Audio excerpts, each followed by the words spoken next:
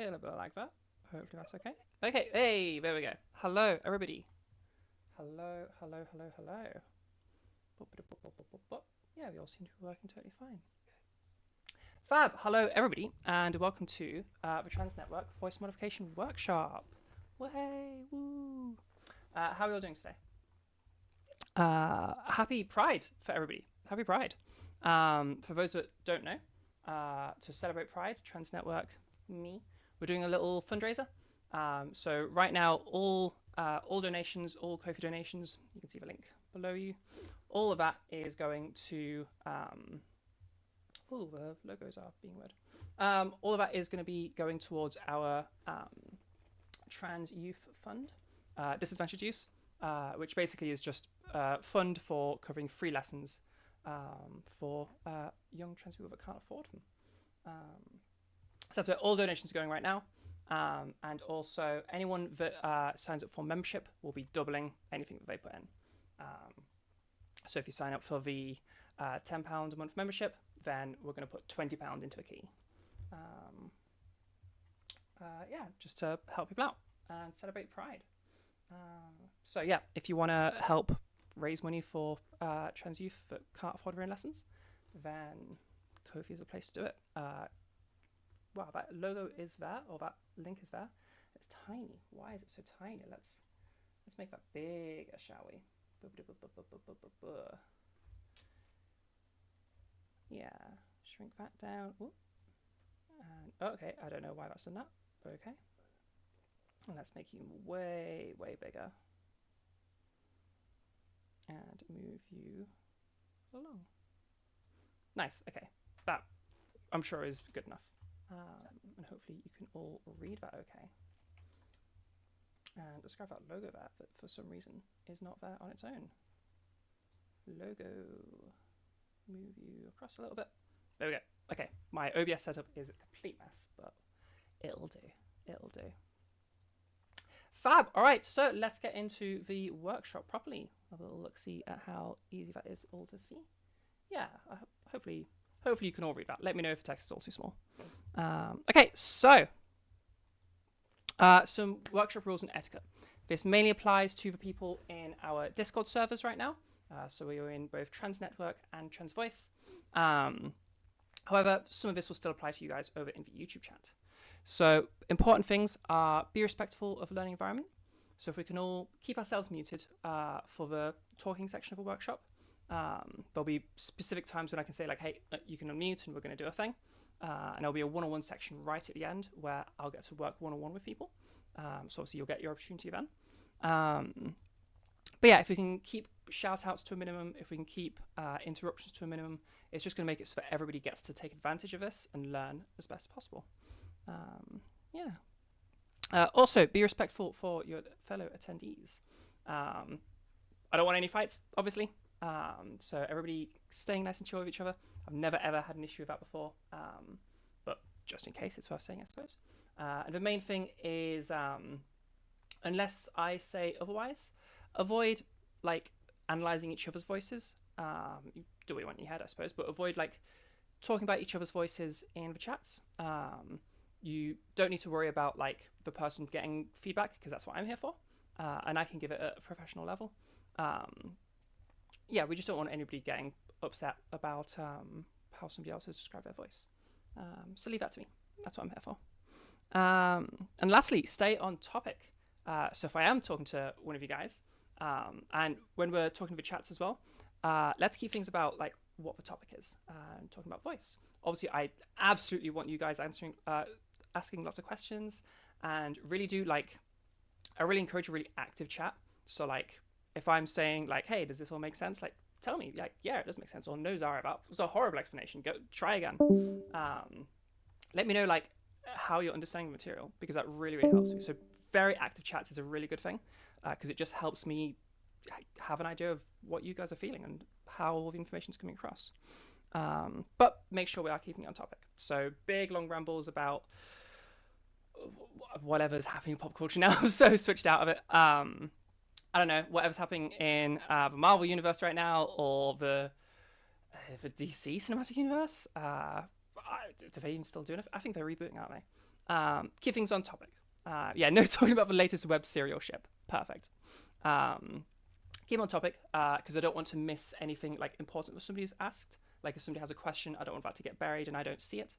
And with that said, if I do miss a question and you can see that I've missed a question, if you can reply to that question and then like say like, hey, Zara, you missed this, that would be really, really helpful for me. And I'll go back and I'll answer that question for that person. I really appreciate it when you guys are all helping each other out and making sure everybody gets their attention that they need. But yeah, that is all the rules and stuff. Okay. So who am I? What's going on? What is all this? My name is Zara. I am the owner and dedicated voice coach of Trans Network, which is a Discord server and community that I run, and a YouTube channel, and all of the links. We've got links all over the place right now. Nope, we're over there. Yes, you can check out the YouTube, youtube.com/@trans_network. All of the workshops are there. All of the like past VODs. It's live there right now, as people in YouTube can tell you. So yeah, there's the public lessons that we do. All of those past lessons are there as well. So you can literally just watch a lesson. And it's the full unedited lesson. We also have the Discord, which is obviously our main hub for everything. It's where I do all the teaching. It's where we have our really cool community. We have a D&D group now, which is really cool. And they are really looking for more people to play.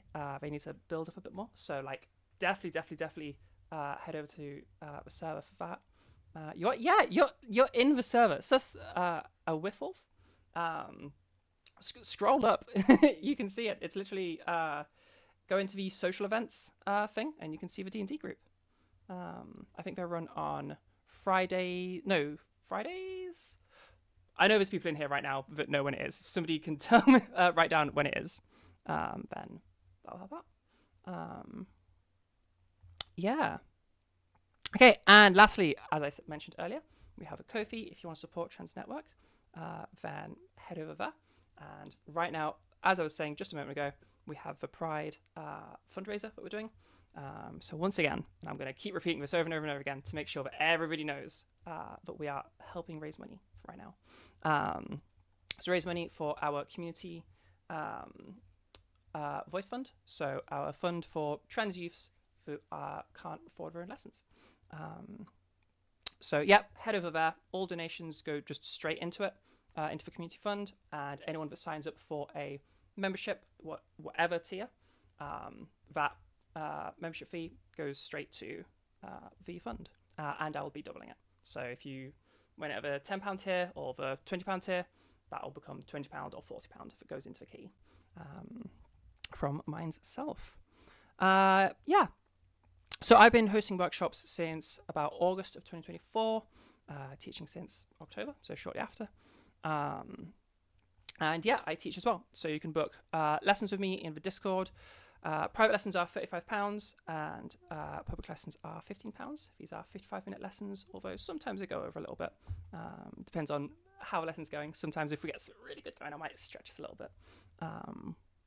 Yeah, public lessons as of today is the 3rd of June 2026. We're currently fully booked on those, but like just keep an eye out. You can always see when you're going into the info section on the lessons within the server. Is it info section or is it the one-on-one lesson section? I believe it's the info section, yeah. So info section, there's a little message. So it currently says public lessons are temporarily unavailable. If you cannot see that message, or if that message is not there, then they are available. And that's how I'm doing it. Yeah. Feel free to ask in chat if you have any questions about me or the teaching or anything, or about Trans Network. Okay, we'll keep going. So really important. What am I not? Okay, super important. I'm not a medical professional. I have no medical qualifications, and I'm definitely not your doctor. So I can't diagnose you with anything. Anyone here, I can't diagnose any of you. If you were my student, I wouldn't be diagnosing you with anything. In no way can I offer support for medical conditions. Best I can ever tell you is if I hear something in your voice or you tell me something about your voice that raises an alarm bell to me, I might suggest maybe speak to a doctor about it. But even with that, that comes with the same authority that anyone else saying that it would come with. So like if your friend says like, oh, you should like get that checked out, that's the same as me saying you should get that checked out. Yeah. That's the level of authority I have there. I'm just an ordinary civilian in that regards. But yeah, is that super clear for everybody in the servers, in YouTube chat? Does that all make total sense? Just to make sure we definitely have that covered.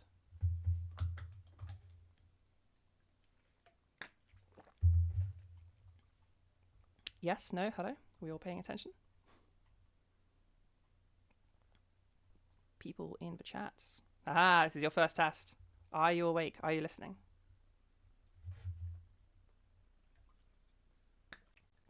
Hey, thank you, Aaron. I can see some typing happening. Hopefully we don't have big delays. Makes sense? Nice. That's something to I've never considered if YouTube, if Discord servers have like a delay or anything. I suppose I have 103 ping, there'd be like a 0.1 second delay, if that's how that works. Yeah, all makes sense. Nice. Okay, nice. Good. We have an awake chat. Perfect. All right, let's keep going then. So, and by all means, as we're going through, super encourage chat activity. Do be asking questions. Like, get the most out of this. Ask me questions. Tell me if it makes sense. Tell me if it doesn't make sense.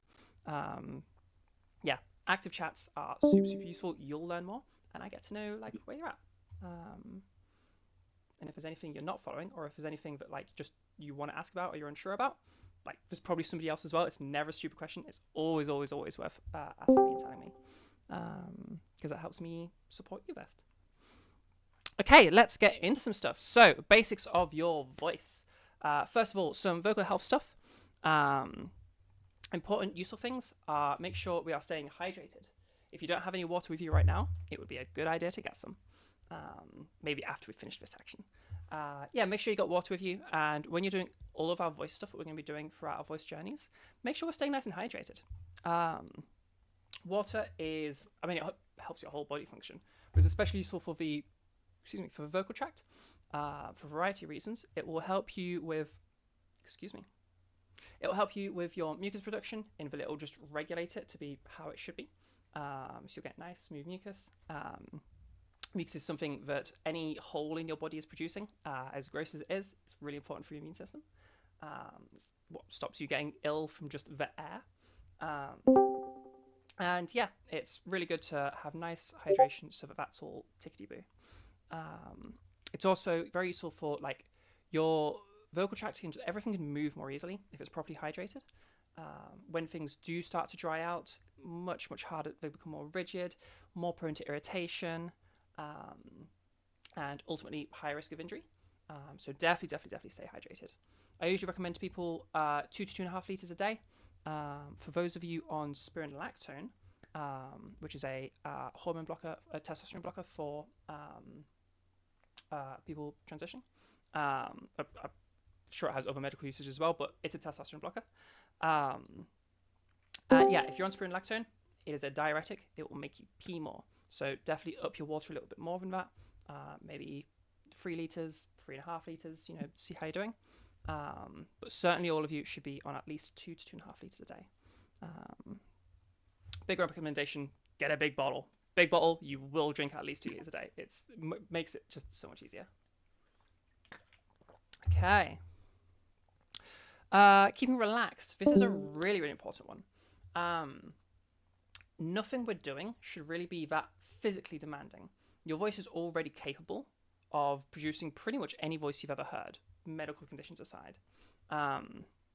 Any celebrity you hear, any person on the street, you're physically capable of producing their voice.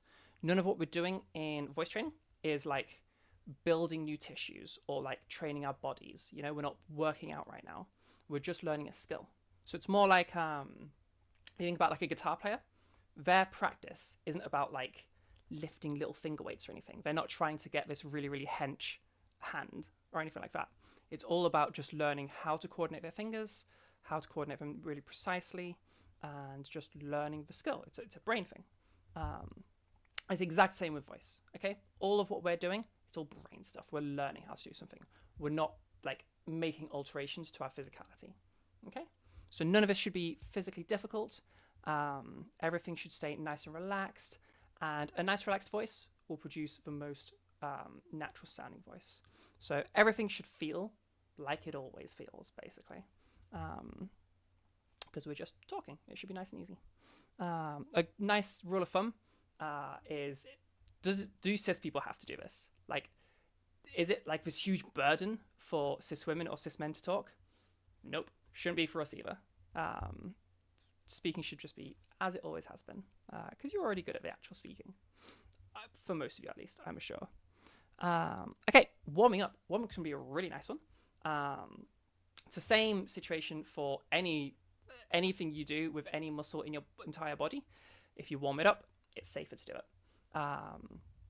So warm-ups are going to increase the blood flow, which means that hydration can get to your vocal tract more easily. It means that everything can move more easily because it's nice and warmed up. Everything becomes nice and limber. None of what we're doing is particularly taxing. However, if you do it wrong, maybe you'll be a bit more like physically demanding when you did the wrong thing. That's why it was the wrong thing.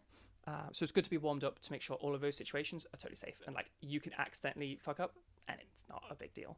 So make sure we're definitely warming up because it just gives us a nice bit of safety to help. And you can also just do more when you're warmed up. And lastly, have some fun with this. And really embody having some fun with this. Voice training is something that requires lots of practice. Like, I'm talking practice should be like 3, 4, 5 times a day. Just a little, few minutes of practice, or like 5 minutes of practice, 3, 4, 5 times a day, or more, like 7, 8. The more you can do it, the better. But we're constantly practicing through the day, which means you're going to be doing a lot of this, and it's going to be occupying a lot of space in your mind. So really, actively try to seek fun in this, because otherwise it can weigh you down a little bit. I do sometimes have students where if they get stuck on something, or if they're just, especially when it comes to the end points where we're only making really small tweaks and much more difficult tweaks to make, things can get a little bit much sometimes. So make sure you're having fun, really, really search for the fun and actively try to bring fun into this. You'll learn better, you'll learn quicker because your brain is going to be more engaged if it's more fun. And it's just going to give you an easier time, Dysphoria affects all of us. Voice is a huge part of how you present and how people perceive you and how you perceive yourself. So definitely do what you can to just make it easier on yourself mentally. So yeah, look for the fun. It's voice. It's crazy. We're learning the skill to just make another entirely new voice, which is kind of crazy. So look for the fun.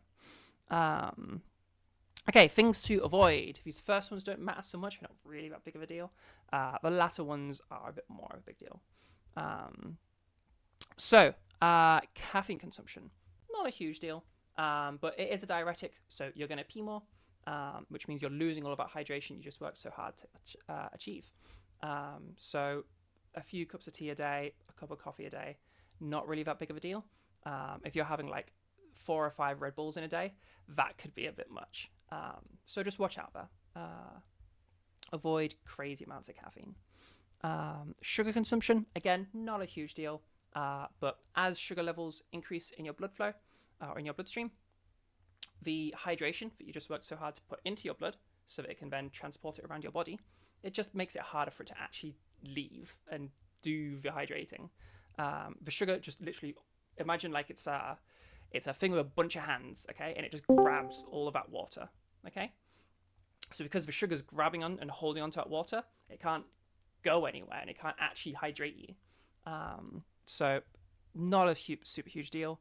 It's not that, holding onto water. But if you're having a super high amount of sugar every single day, then not so good for your health in general. But it's going to, especially for voice work, just make it a little bit, it's another barrier, but doesn't necessarily need to be there for yourself. Smoking, vaping, we all know that they're not good for you now. We're all very much aware that smoking, vaping isn't good for you. And little surprise, it's not great for your voice. Anything where we are inhaling really hot air of any sort, whether that's smoke especially bad, of course, but any just very hot air, which smoking, vaping is going to cause a lot of irritation for your vocal tract. You probably all guessed that, and you would all be correct in guessing that. Doesn't mean that you can't feminize or masculinize or androgynize your voice as someone who smokes or vapes. It's another barrier. So if you do smoke or vape, this would be a great time to consider if you want to stay smoking, vaping. Really good reason to quit, or at least cut down a little bit. And it will just make it easier for you to train your voice and easier for you to have all control of your voice. Okay, these last three, these are the ones that are a big deal. Okay, linking into that, staying relaxed. Okay, the opposite of that. Any strain of your voice, any pain or discomfort, really big on pain and discomfort, and any tension, anything where it feels really tight or it feels really hard to move. We really want to avoid those. Okay. Like I was saying before, this shouldn't require any additional effort. Our muscles aren't doing anything that they don't already do. Everything that we're doing, in whether you're masculizing, feminizing, or androgenizing, every mechanism involved, your body already does for some unrelated reason. Like there's a reason we're able to do this. There's a reason we have the muscles that do this. It's because it's already there in just like random other stuff. It's like, when you're masculizing, you're using the similar muscles used, or some of the muscles, not even all of them, but a couple of the muscles that are used in yawning. For feminizing, we use a couple of the muscles used in swallowing, in talking, in a variety of different things, actually. They're all very small little things that you're already able to do. So any pain and discomfort, pain and discomfort are the real big ones, definitely avoid those. It's just your body telling you like, hey, you're not supposed to do that. That's not how we function. And you should be listening to it. There's the old adage of no pain, no gain, and it does not apply here. Pain equals gains going backwards, If you're feeling pain, if you're feeling discomfort, that usually means that you're either like you nearly just injured yourself or you did just make a small injury. Small injuries aren't a big deal. They're usually just like, oh, maybe take the rest of the day off or maybe take a week off. But if you are to continually re-injure your voice over and over and over again, you can start to get scar tissue forming. If it's really bad, you can get polyps that form, and they need to be removed surgically. Now, I've never had a single student have any injury, and I don't want any of you to be the first. So, yeah, pain, discomfort is your body telling you not that. And all of these things, straining of a voice, tension of a voice, pain, these are going to lead to unnatural sounding voices. They're not going to be the voice you want. So it will never achieve the voice you want, the goals you want through these things, and you've got a much higher chance of injury or strain or something that's not meant to be there, or just your voice being like really tiring to use. Like you don't want it to be really tiring to use. You want it to be normal to use. So yeah, stay away from those things. And if you're following the instructions today, then you shouldn't be running into any of those anyway. If you do consistently find that you're like having to strain your voice to do whatever you're trying to do, reach out to me. Like, let me know. We'll see what we can do about it. Okay. Whether that's, come to one of the end of the workshops and like for free, we'll just spend 5 minutes like, oh, no, stop this, and this, and then you're fine. Or if you need to book lessons, then we can do that. But 100% like reach out to me. We'll get it dealt with. Okay. Even if it's if you're in the YouTube, if you are watching this in the far off future, drop a comment below and just describe your problem, and I'll respond to you. Okay. Do not want any pain or discomfort. We don't want any strain, don't want any tension. Really important. So do reach out. I will help you. Okay. You're wondering because your voice is strenuous and uncomfortable to use. Bonnie, is that when you're trying to use your modified voice? Or is that anytime you use your voice at all, it's like that? Important to know. Okay, we'll keep going, and I will keep answering Bonnie's questions because they're going to actually come really, they're going to mix in what we're about to do really nicely. So, how does a voice work? Or just on a fundamental level, how do you make sound? We have this really basic model called the power source filter model. Really, really useful model. You can Google it. It's a very, very widely used across the voice world, even academically, just because it's such a simple but also brilliant description of how your voice works. So we have the power. That's going to be the air of our lungs. Okay, the strength to your voice. The diaphragm would be a part of that, where that's giving the strength, and obviously the air is going to be the material that we're having. So that's the power. Okay. Now, as your diaphragm does its thing, as your air is pushed along your vocal tract. It interacts with, enters the larynx, which is this like sticky outy tube. You might have heard of a voice box. It's the same thing. It's just a tube of cartilage, okay, with a bit of a funny shape, but mostly just tube shaped. And near the bottom-ish, not at the bottom, but a little bit up, we have the vocal folds, okay? And these folds, if you heard of like the voice cords, that's what we're talking about right now. It's like two little flaps of tissue, and we've got a muscle inside, and they just do this. They open and close. Just open and close, but obviously they're going to be flattish. It's a bit more complicated than just open and close. They have like patterns of like flow kind of thing, like they flow open and closed. That can change depending on how you're using your voice in a moment. But for our understanding right now, they open and they close. Super simple. And they do it really quick. So anywhere from like 80 or lower even to like 1,000 times a second. That would be, not often you're going to be going that fast, but you get the idea. They can go really, really, really fast. And as they do this, they chop up the air, they make it start vibrating. And then vibrations in air, your ears have these little sensors, these little hairs.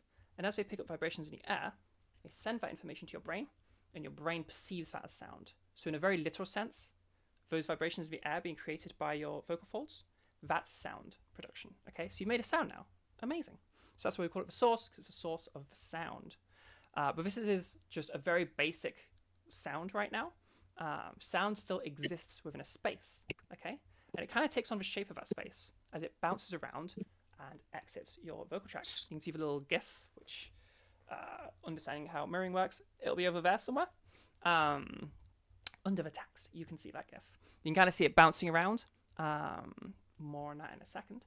So what we have, if we were to like freeze frame that before it started bouncing around, is just a sound with a pitch and a sort of level of buzziness. You can imagine like what you would hear on a synthesizer. That's all we're working with right now. People in the Discord, if we could stay muted for a moment, that would be really helpful. Thank you. Okay, yeah. So we just have a basic sound produced by the source, has a pitch, has a buzziness. Okay, you can imagine like just as it's vibrating, the buzziness is just like as they collide. You know, there's a little buzz sound created. Okay, so as that sound then continues bouncing around your whole vocal tract until it leaves your mouth, it starts to filter the sound, okay? The sound takes on the shape of its environment, and we start shaping that sound into words, into language, into everything, the rest of a voice. So what you're hearing from me right now isn't just a series of notes, like I was saying. It's words. It's everything I'm saying to you right now. And that's all, you can see me doing it. Me moving my mouth around, all of that is shaping and warping the sound to produce words and language. You can really easily play with this yourself, because we can, if you take like an electric toothbrush and you're brushing your teeth, we can then, that's going to produce a sound. Okay, do we have somebody snoring in chat? let me see who that is and just mute themselves for them, because they probably do not know that is happening. Let's just do that. There we go. They can have some privacy. Falling asleep in my workshop. How dare they? Okay. Yeah. So if you were to be brushing your teeth while just brush your teeth with an electric toothbrush, that's making a sound. It's making in your mouth. So if you then move your mouth around, go like, we can. As you do that, you'll start to hear like you'll hear all of those vowels make vowel shapes. You'll hear those vowels happening, even though you're not saying, you're not making any sound. Like, don't actually make sound, just move your mouth around, and you'll still start, you can kind of make words happen, and it's just your toothbrush, because it's just a sound being made, and then you moving that sound in your mouth. So that's how that works. We call that the filter, because we're filtering the sound into everything we want to say. Okay, does that make sense to everybody? We lose people sometimes on that filter bit, because it can be a little bit like not intuitive.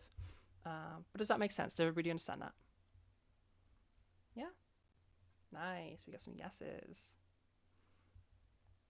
And following up from Bonnie's question, you modified your voice and have been voice training since 14. So your default voice is strenuous. Okay, all right. So that would be a more complicated situation. We'd need to be looking at When you say it's strenuous and uncomfortable to use, what I would guess what you mean by that is, and please tell me what experience you're actually having. Is it basically a discomfort similar to working out, similar to any exhaustion, just across your like this area? Okay, maybe a little bit higher as well. Yeah, okay.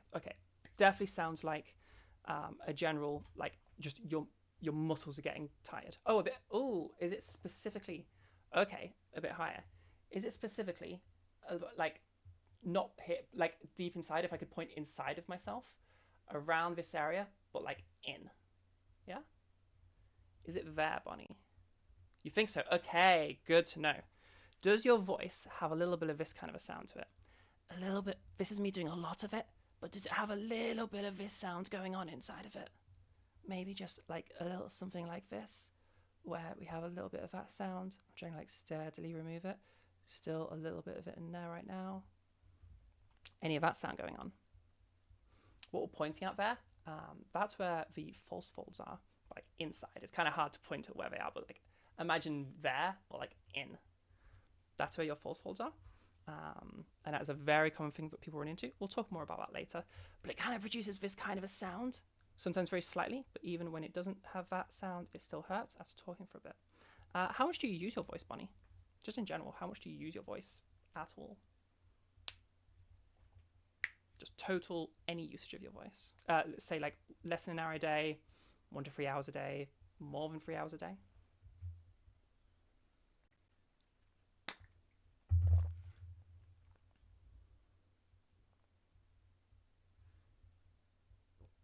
These are the things I'll usually be looking for in a student if they're coming to me with like, I have this specific strain issue. Okay, so you can kind of see the process.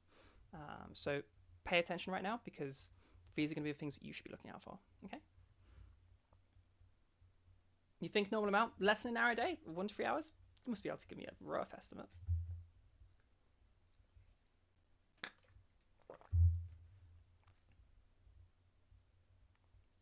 Just a very rough estimate. It doesn't need to be like this many minutes. Probably 4 hours? Okay. Let's see what amount of usage. The reason I ask that is some people are vocal underdoers. So these are people that just use their voice so little that just the muscles start to atrophy and weaken. So especially if you're having exhaustion issues, if you're having those exhaustion issues after only using your voice for like 20 minutes, that could be a sign of being a vocal underdoer. Doesn't mean it necessarily is, but for some people it could be. Just like if I stay sat on this chair for the next year, if I then try to stand up again, I'm going to have some issues. And yeah, so for people that speak very, very, very little, those muscles can just start to weaken and you need to build those back up again. But it doesn't sound like that's the case with Bonnie. So Bonnie, what I would say is make a little recording of your voice for me, please. And if you head over to the Trans Network Discord server, which there should be a link somewhere below me. You can also, I'm using the Zaraz12 account to like do this for you. If you look at my bio, there'll be a link there, so you can just click on it for an easier way to get on. Make a recording, and then there'll be a little, where is it, a clip feedback section, and post a clip in there and we'll take a look. Or if you're available right at the end of this workshop, you can go first. We'll have a little listen to your voice. And we'll see what's going on for you. Okay, let's keep going. My strong suspicion is, Bonnie, if you've already been doing a lot of voice training, you might already know what this means. My strong suspicion is that your false vocal folds are getting involved. I reckon that's where stuff's coming in, and that's where your issues are coming from. Okay, so we understand how voice works, and it looks like we had a lot of yeses and a lot of understanding as we were going through Bonnie's issue there. If you are in YouTube in the far future and you didn't understand something about how a voice works, pop a comment down. I'll let you know. Okay. Where do you send a recording? So if you join onto my server, Trans Network, there is a clip feedback section. So just post a clip in there, and I'll review it when I'm able to. Okay, let's have a continuing. So how's all of this relevant to us in terms of how the voice works? Why did our voice change? Okay. Or for the trans masks, why hasn't yours? And it's all to do with testosterone. Estrogen has no impact on your voice whatsoever. Doesn't do anything. The only thing that does is testosterone. So when we all went through puberty, whether you are AMAB or AFAB, you had some amount of testosterone exposure, medical conditions aside. And that had an effect. So your vocal folds, they started to thicken up a little bit. So like we have that, where are we? There. We have those vibrating vocal folds. So imagine I just like thicker on this dimension, thicker folds. That's what's happening. And that affects for sort of that buzzing quality I was talking about.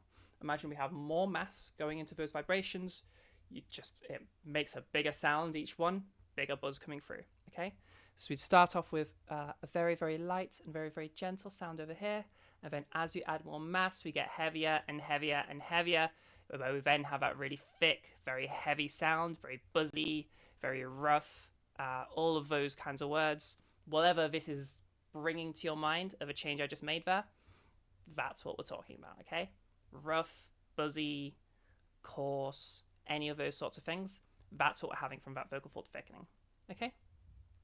Now we also have a vocal fold lengthening, so we've just got longer vocal folds, and that is going to reduce your pitch by an amount, or really it's going to give you the ability to access lower pitches. Doesn't necessarily mean that your pitch would move, and doesn't always for everybody. It just means that you have access to lower pitches, okay? And maybe a little bit of very top end you'd lose access to. But those are so high that nobody ever speaks of them anyway, so it doesn't really matter. It's an important distinction. A lot of people say it drops your pitch, and not quite. It's more, it affects like the extremes of your pitch. And so for some people, they will start using their folds differently, and they'll have a pitch drop, but not everybody. And all of that is like, you can really move that around a lot, because the like speaking range, like the ordinary speaking range for pitch is like this, and the like ability to use pitch is like this.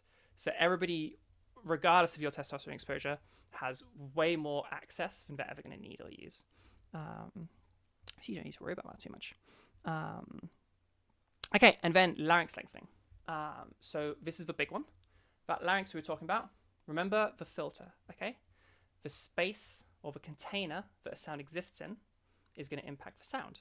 So if you have a bigger container, that's going to impact the sound. And that testosterone exposure makes the larynx bigger, okay? It drops downwards and it goes outwards. So the Adam's apple, unfortunately my big light has broken, the light in front of me that lights me up. So you can't actually see me that well. But hopefully you can easily see my Adam's apple there. I guess I turn to the side a little bit, you can see.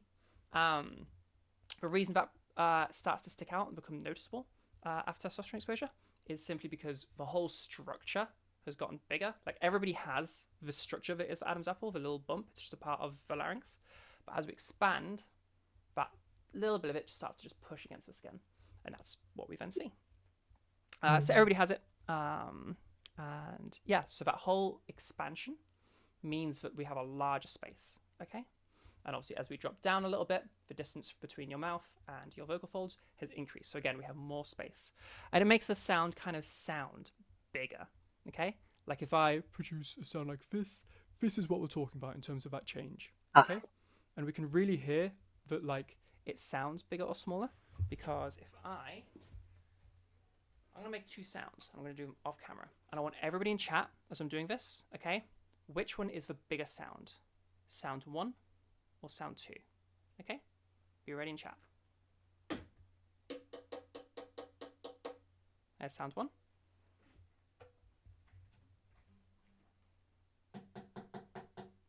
Let's see if I get the same pitch.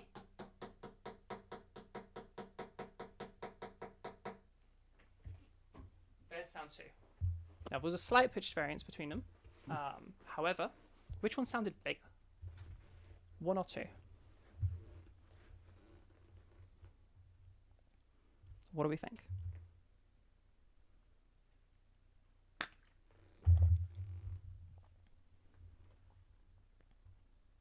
You're blasting music. Can I go again? Yes, I can go again. So, okay. Which one's bigger? Sound 1 or sound 2?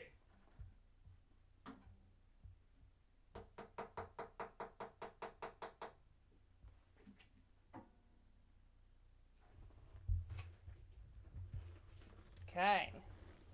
What are we all thinking? I'm seeing lots of 2s in chat. And yeah, it is the second one. So you yourselves, you didn't know which one was bigger and smaller, but you had an idea, and this was number 1, my ukulele, and this was number 2, my bass guitar. So you could literally, your own perceptions of which one was bigger or smaller, not only was correct on like how we would typically describe the sound, but literally that was a bigger thing being tapped on. You could hear how big or small it was. Amazing. And so that's exactly what's happening in here. You're expecting Tupperware containers, you feel betrayed? Yeah, I'm so sorry, I don't have any handy. You can do that with Tupperware containers or any container that's hollow. You can do that same thing with. Now, to really demonstrate that what you're hearing there is a size thing, and you're hearing how big something is, and it's not just pitch, have a little listen to this. Now, those two were a very similar pitch, especially when I did it the second time round. That was only like maybe half a note difference. But what if we have the exact same note, okay? Now, do you all hear how that's the same note?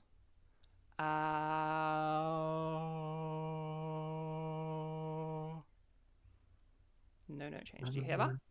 Yeah, how monotonous that sounds? You could do it with pans even? Yeah, you could do it with pans.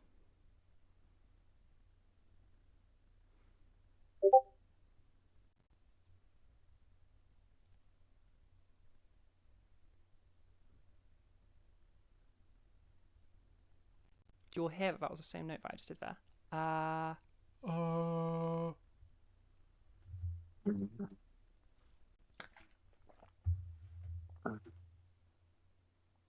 Got a yes? Got just one yes. We have so many people here. Hello, chat. Are we here? Are we alive? Yeah, that's the same note there, but we hear a huge sound difference, okay? You can really hear that difference. And that's what size is, okay? That's that impact of the filter getting bigger, all right? In that laryngeal area. Okay, so those are things where if you're masculizing, we're going to be taking action to make those sounds. And if we're feminizing, we're going to be reversing those sounds. If you're androgynizing, then wherever you started, you're just moving in the opposite. So if you are AFAB and you want to go for androgynized voice, you start masculizing and just stop sooner, and vice versa for the AMABs. But yeah, something nice you can notice is all of those things that happened because of testosterone.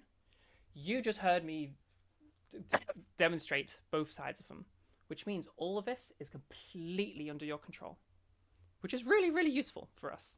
So all of this, you already have a capacity to change, okay? And obviously you can move pitch up and down, like yeah. Okay, so how? First things first, before we start changing our voice, it's good to know a good warm-up. Just like we were saying earlier, we're all going to get ourselves nice and warmed up, okay? So the way we're going to be doing this is through a semi-occluded vocal tract exercise, or an SOVTE, okay? SOVTEs for short. Crazy long name, it's not as complicated as it sounds. Semi-occluded just means there is a partial closure, or partial barrier, which means we can have a partial barrier somewhere in our vocal tract. We've talked about what that is as we do some exercise. The idea is basically, think about that power source filter model. We're pushing a whole bunch of air through our vocal tract with all the power of that immediate and easy ban on the YouTube chat. Boop, boop, boop, boop, boop, boop. No, we don't want a timeout. We want a ban. There we go. Nice. It's been a while since I've been able to do that. Feels good. Yeah, so we have all of our air going through your vocal tract, which means we have a lot of air pressure we're under, okay? Because all of the strength of your power, So if we imagine, like, try to picture it, we have our opening, closing vocal folds, or we have all of our air pushing through. That's a lot of air pressure. So what we're going to do is we're going to make that partial barrier somewhere. The air is going to hit that barrier, and as it hits it, that acts as a little reflector, okay? It's going to rebound. Just like if you blow on your hand, you can kind of feel it pushing back and hitting your face. And that's just air hitting a barrier. So we have that barrier. It starts deflecting downwards. So now we have all of our air pushing up, but we also have air pushing down. And then just simple physics, when two forces meet, they cancel each other out. So our end product is less air pressure, your vocal folds are under. Does that make sense? We lose some people sometimes on the air pressure bit, so let me know if that made sense. I suddenly reminded of an old video on wave propagation. Yeah, it would be related to that, I suppose. We have all of our air, which is going to be moving in waves. We've got air that's bouncing back, and those are going to hit each other and cancel each other out. So now our vocal folds are under less air pressure, which is good. That's what we want. Okay, so what's the point of that? Literally just, we're trying to do some stretches, trying to do some warming up, so we don't want to have a load of air pressure. We just want to be in a nice, comfy situation, so we can more safely warm up. We'll go over warm-ups in just a second, Cami, but I like the enthusiasm. But yeah, so there's several ways that we can make this barrier. One is, my favorite is the lip trill. So if we make a sound, that's a lip trill. But there's a handful of others you can do, like you can get a straw and like blow bubbles into like a cup of water or something. Or I would recommend a bottle of water, because otherwise you're going to have lots of splashing happening. But yeah, lots of ways you can do it. There's a little graph there, but higher up in that graph, it's going to be, well, higher up in that graph, sorry, mirrors, that's going to be better. But for lip trills, they're my personal favorite because they're nice and easy to do, and they work really effectively. So when we're doing this, what we're going to do is we're just going to make a little pitch movement, and then we're going to make a little bit of a bigger pitch movement, and then a bit bigger, and we're going to keep making our way out. So it'll sound like this.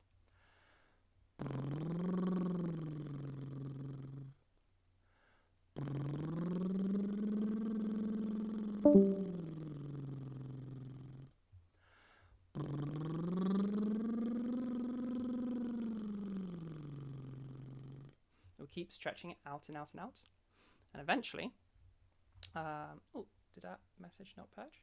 Okay.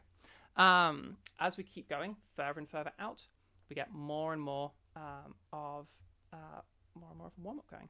I'm gonna time you out, CG Gaming, because I don't know what you're talking about. Oh, it's just it was just banned. Oh well, they're probably trying, so hopefully that is a fine ban. Yeah. So just steadily building out that pitch movement, so we get a nice stretch. Okay, and we want to just keep going until eventually you hit your maximum pitch range, so as high as you can go and as low as you can go.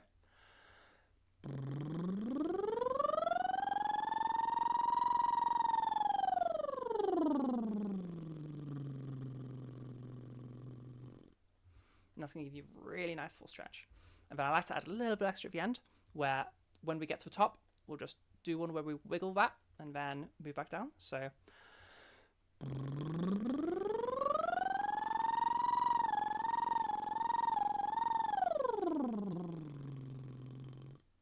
little pitch siren, because it sounds like the Nino of a siren. And then we'll do one the other way.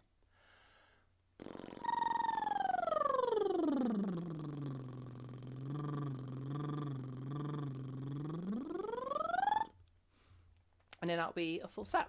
So you do your small amount, slowly building out until you get your maximum pitch range, and then wiggle at the top and come down, wiggle at the bottom and come back up, and there's like a full warm-up. And that's what I'll usually use, like when you have lessons with me, we'll start with one of those where you just go through the whole thing. Usually takes like 5 minutes. And yeah, this is going to be a really good way for you to be warming up. There's also some extra benefits in that, one, if you are a vocal underdoer, so you're somebody that just, like we talked about earlier, you don't have much strength to your voice, like below where the average person is at, you just use your voice so little that it's weakened, then these softies are going to be a really good way to just build your voice back up again, and get that baseline level of strength that everybody else has. It's not going to give you crazy, like, super powered voice. Just brings you to where everybody else is at, which is all we need. So yeah, it's useful for that. It's also useful for if you have any issues with morning voice, then this is going to really help you out. Morning voice is literally just caused by a buildup of mucus overnight. So normally you have these little hairs, or these little cells with these hair-like things, and they're called cilia, and they just kind of brush all that mucus up along your vocal tract, so eventually you swallow it. A little bit gross, but that's just how your body works. And overnight, that runs into some issues. Normally we'll be doing that, and we'll be producing more mucus, so we just have this constant new mucus being produced, sent away, swallowed down as more is being produced, so we just have this constant cycle running. But overnight, we run into issues. Those cilia, they start to go to sleep a little bit, and so they stop, or at least slow down significantly in their moving of that mucus. So there's our first problem. It's not going anywhere now. It's not being recycled. Also, you're asleep, so you're not swallowing anything, which also means we're not removing any of this mucus. Now, we're still going to be producing more mucus. That doesn't turn off. So we're just continually producing more and more mucus, and that's building up and building up and building up. Also, you're still breathing, so that mucus is still catching any particulates in the air, any pathogens, bacteria, any bits of dust, pollen. All of that is still getting caught up in your mucus. So you're producing more and more and more of it, and it's getting thicker and thicker and thicker, until you wake up in the morning and you have this syrup of mucus just all over your vocal tract, which is a little bit gross. Again, that's just how you work. I'm sorry. That's just biology. Not a problem. It just means that it's just harder for your vocal tract to move around. Everything is just harder for it to move. But as you use your voice, as you increase blood flow to the area, all of that starts moving again and starts getting cleared away. So that's why it's just morning voice, because it just goes away as you use your voice. Now we can speed that process up by doing some specific warm-ups, so we can really get that blood flow going, and that'll help get rid of all of that mucus. So doing your soft teas, doing your warming up, it's also going to get rid of morning voice. Nice little bonus. So if you are brand new to voice work, if this is your first day, if this is day one of you starting doing stuff, my first bit of homework for you, and the first thing you're going to work on, is just practicing these practices, practicing warming up. Get a really good dial on lip trills, and they're going to really, really help you out for everything that we do. I prescribe this as a 2-week homework, mainly so that if there are any vocal underdoing things going on that maybe you're not even sure of, now I know for sure that that's going to be not an issue. If you're a significant vocal underdoing, maybe you'll need to do more of this. But yeah, good thing to be doing just for everybody, just to get your vocal health in a really nice place. And it's also going to help you with just kind of getting into the habit of practicing, and like sort of practicing, you know. It's going to get you just used to doing stuff through the day. And that's just generally going to help you, because then you're going to use all of those habits as you move into the rest of your voice work. Ooh, apologies for knocking my mic there. That will happen more often. Yeah, so it's going to help you on that end, and it's just good to actually be able to do a warm-up. So you need to learn how to do it so you can warm up. So I would say try to do this as many times in a day as you can fit, but spread it through the day. Okay. So if you're doing this like 3, 4, 5 times a day, that's amazing. Even if it's as short as 30 seconds, that'll do. If you do a full 5 minutes, perfect. No reason to be doing any longer than that. Or if you're just beating a bit slow, maybe 6 or 7, but you get the idea. But yeah, so just several times a day, sort of as many individuals as you can fit in, and that'll be perfect. And what I would generally recommend is, whenever you're approaching any practice with anything you're doing in voice, so for our entire voice work journey, all your practice is going to be following an idea of little and often. So just sporadically through the day. The student that does like 5 practices a day for each 5 minutes, 25 minutes total, is going to learn, if they're just going to completely eclipse the student that does like 1 2-hour practice a day. Even though they're doing like way less than a quarter of time. They're doing so much less time, but because they're going in more often, more regularly, that's where the learning happens, okay? So we really want to be just coming and going, just repeatedly through the day, and that's going to be our maximal learning potential. Imagine like the first 5 minutes are where you have like the optimal gains, I guess. That's what you want to be taking advantage of. Okay, because your voice is something that normally you use through the day, so we want to be practicing through the day. Okay, so lots of little practices, and that's going to be the best way to practice for literally everything that we do. Yeah, any questions on any of that? Any questions on softies or anything we've covered so far?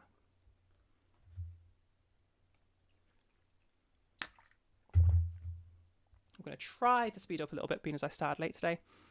We'll see how we do with that though, because I'm very slow as going through this, because we do everything. It just takes a while to get through it all. Yeah, any questions? Did that all make total sense? Are we all following?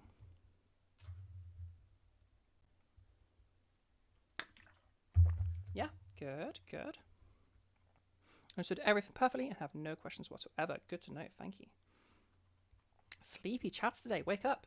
We want active chats. That's how I know you're paying attention. Okay, let's keep going. So, vocal weight, or that buzziness we were talking about. You might also hear it called glottal quotient, or like open quotient versus closed quotient. Yeah, closed quotient. Anything along any names that sound like that is talking about this thing. Okay, so what is it? Reminder: it is that sort of really buzzy sound or lack of buzzy sound. Okay, that can be in a voice. All right. Literally just woke up. Fair enough. Caffeinate, I suppose. Or don't. Yeah. Okay. So vocal weight. So reminder: in a more masculine voice, we're gonna have more of a vocal weight because that's either emulating more testosterone exposure, or we literally had more testosterone exposure. And in a more feminized voice, we're gonna be aiming for less vocal weight. Okay. For the reverse reason. So how do we do this? Okay, a little bit about how it works, I guess. This bit really isn't important, super not important to understand, but some people like to know like the greater context of these things and how the mechanics work.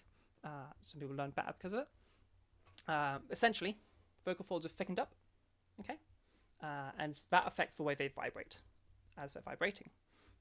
Thicker vocal folds are going to spend more time closed compared to open during each cycle. So imagine like a cycle is like closed, open, closed. There's your full cycle, and it's just going to repeat that a lot of times a second.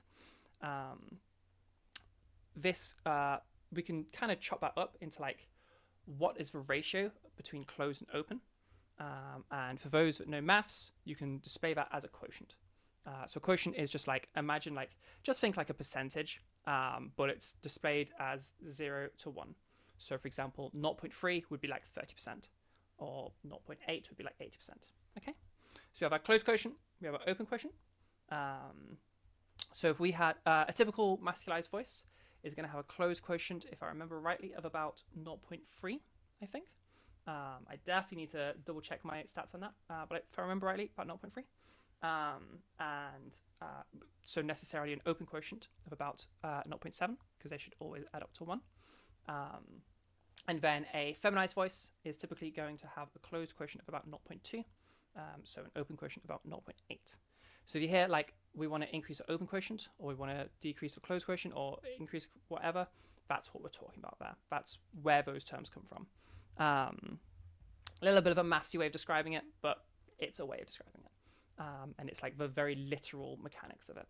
And of course, that airflow interacts with that, but just as a basic understanding.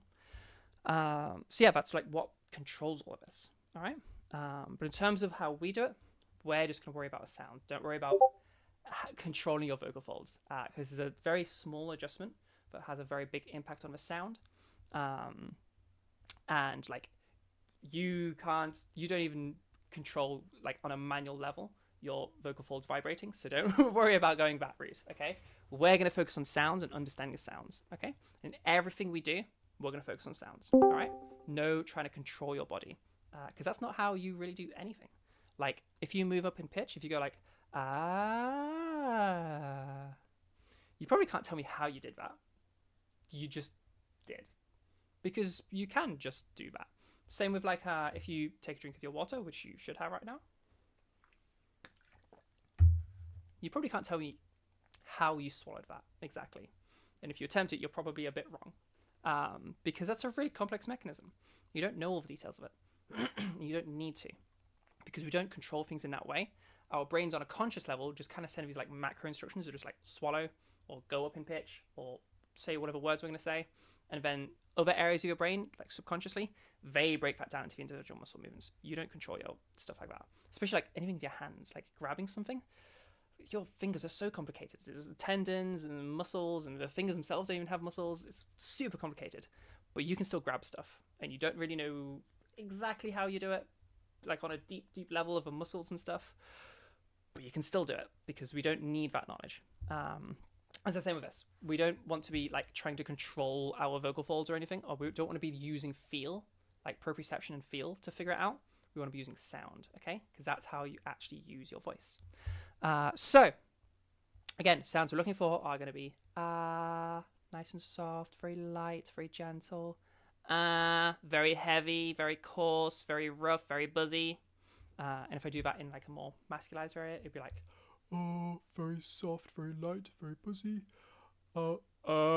very heavy, very weighty, very beefy, meaty, thick, any of those kind of things we'd be thinking.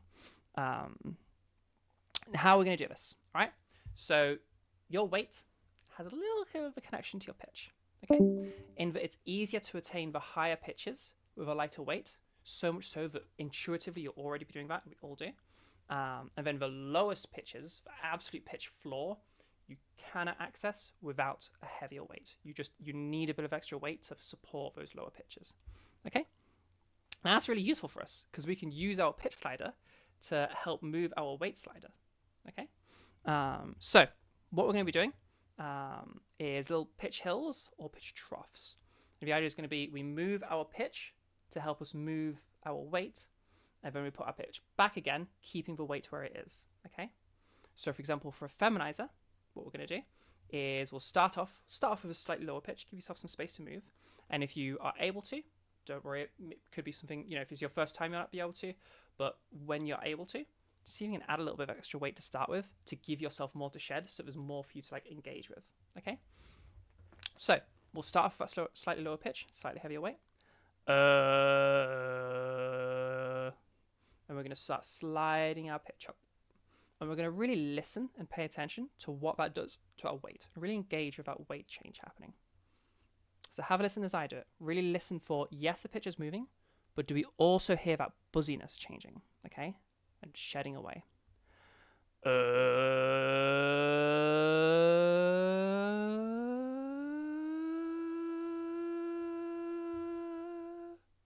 Okay?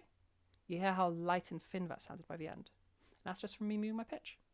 Okay? So there's our first step. All right? We've now shed our weight. We've got into that lighter voice. So we've partially feminized our voice. Amazing. Okay? Now we want to bring that pitch back down again. So that we're not talking at this crazy high pitch all the time, because this would be really weird to do.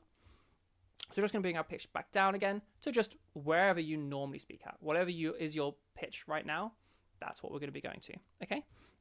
Slight exception to people that speak at particularly low pitches. If you're somewhere below like C3, you may need to bring yourself up to at least like a C3. Although if you really want like a really low pitch, then you can practice getting yourself down to like a note or two down from C3. Like you could probably manage a B2 but you'd have to train to do it. Okay. So we'll start off sliding up. We'll hold that note for a minute, really listen to like that weight change, and we're going to try and keep that light weight as we come back down again to just a normal speaking pitch. So I'm going to come to whatever it is I'm speaking at right now. Okay. And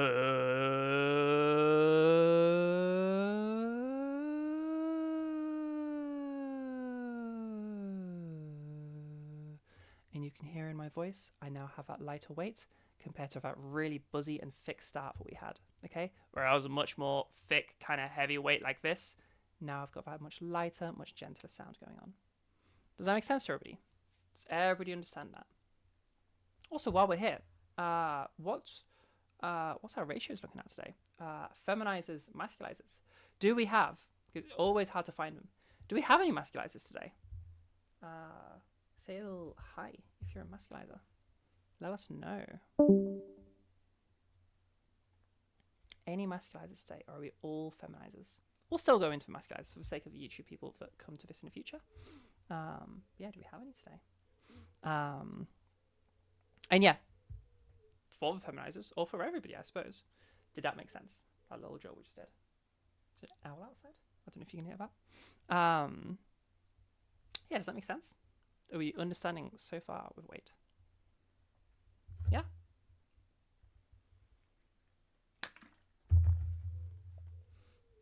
Okay, let's go for the masculizing then. It's going to be exactly what we just did, but the other way around. Okay? So start with a slightly higher pitch. Go for a bit thinner if you can. Don't worry about it if not. And we're just going to start going down. And for this one, okay, whereas before we're just going up until our weight has fully shed, and it's going to be like sort of, there's a little bump as you go to that like head voice M2 area. This is a bit different, okay? We're going to go down, and eventually what's going to happen at a certain point, be a little bit different for everybody, but it's going to be generally at a very low pitch. Stuff's going to start happening to your voice. It might get a little tricky to use, but it's going to start very sludgy, very like muddy, very weird sounding, okay? And we call that the grave extension. You'll hear it in a second. And that's where we're looking to get to, because that grave extension features a really, really heavy weight, okay? So you may find that as you're going through this, there's a big jump in the weight at some point, and it's when we get into that really sludgy zone of the grave extension, okay? So that's going to sound like this.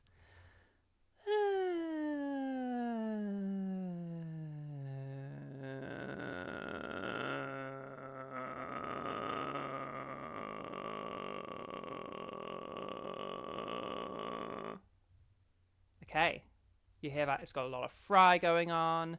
It's got this really sludgy sound going on behind the fry. It's a voice, okay? And we're not going to stay sounding like that, okay? So when you get down into that sludge, we then want to start climbing back up again. And we're going to try to drag that weight up with us, okay? Now, you may find that some of the fry comes with when you're an early starter. That's fine. Just let the fry come with, because you just want to make sure you're bringing stuff up into a normal pitch. As you get better and better with this, as you practice it, try to get only the weight coming up, okay? So you don't have that fry going on. But just to start off, don't worry about other stuff coming with. Just start practicing bringing some of that like sludge into your voice, okay? So a full drill is going to be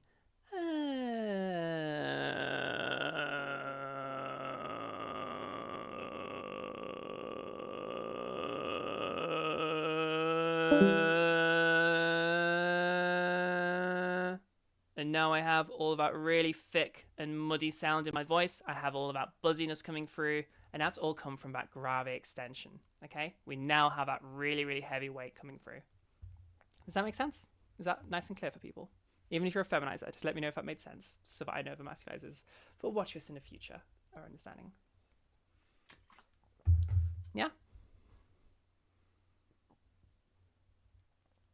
Now for the masculizers particularly, that can take a bit of extra practice because you've got all of that fry that you need to like understand and eventually not be bringing up as well. So that can be a little bit trickier, but you'll get there in time with it. Okay. Any questions? So higher pitches support lighter weights. So the higher you go, the harder it is to sustain heavy weight. Yeah, essentially. Yeah, or more other way around. So lighter weights support higher pitches. Easier to get to a higher pitch if your voice is light. So much so that your voice is naturally going to go light to help you get to a higher pitch. You're not even going to need to like manually do it. It just does it on its own. Yeah. Okay, so there's going to be our basic exercise. So you do your drill, and then try to keep that sound going that you've brought from the drill into your voice as you just talk. And that's really going to be how all of our like stuff works. Okay, any drill that we're doing that's going to change your voice, we're going to do the drill and then start speaking and trying to keep that sound going.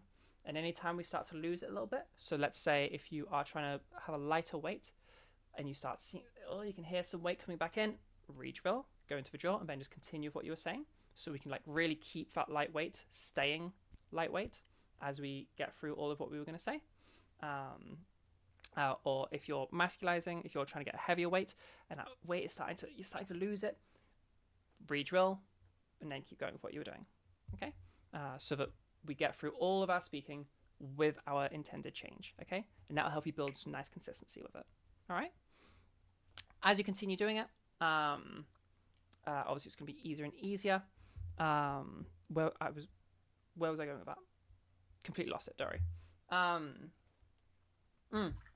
Yeah, as you're doing this, when you go into a speaking sections, this is a mistake I see all over the place. I even see teachers teaching to do this. Do not do this. Okay. Don't be reading.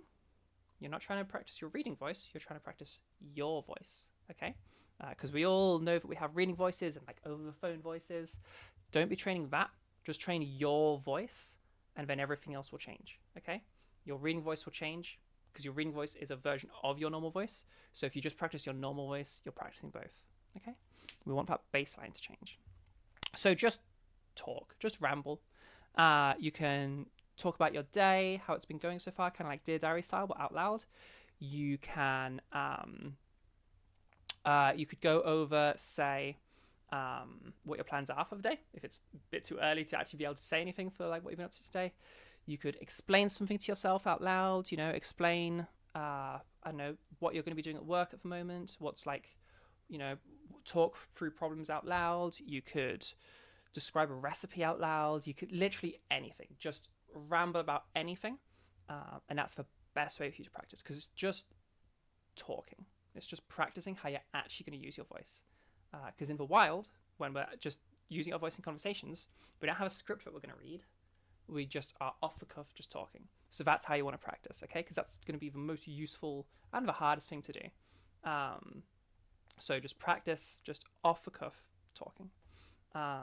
If you have people around you that you feel totally comfortable like drilling in front of and, you know, doing your practice and like modifying your voice and them being involved, then have conversations with people and like have conversations where you're going to be drilling, you're trying to keep that change sustained. Obviously very awkward, and I know a lot of people won't do this, but if you have a loved one, you know, involve them. If they care about you, then they want to be able to support you, and that will really help you. Like your progress will explode outwards from that. One of the reasons why lessons are so useful, because there's another person there. It becomes more like conversation, which helps you for just getting the most out of your practice. Okay, but even if you're just practicing on your own, just no reading, no reciting lines that you've rehearsed, no rainbow passages or anything like that. Just ramble and talk about something off the top of your head. Okay, that's going to apply to every bit of practice that we do in all of our voice training. Okay, so if you're having difficulty with these, there are some other exercises you can use. I'm not a huge fan of them, but for some people they can be useful. They all have issues of like, they don't give you quite like the precision, and you can have like extra things coming along that you didn't mean to have. So if you're using one of the other exercises, definitely like check in with a teacher like myself, and just have them check that you're like doing it right. Swing by at the end of one of my workshops, you know. So we have the ASMR voice versus the sports commentator voice. ASMR voice typically features quite a lightweight, depending on the ASMR you listen to, obviously. Massive variation within that. But ASMR voice is quite commonly like this. It has this really, really like softly spoken thing. And this is going to feature a really, really lightweight. That softly spoken aspect is the lightweight. Okay. Now there's variation within that. Not everybody records ASMR in the same way. You might get a breathy voice that you're hearing, and all of them are going to sound very quiet, and that's something to be aware of.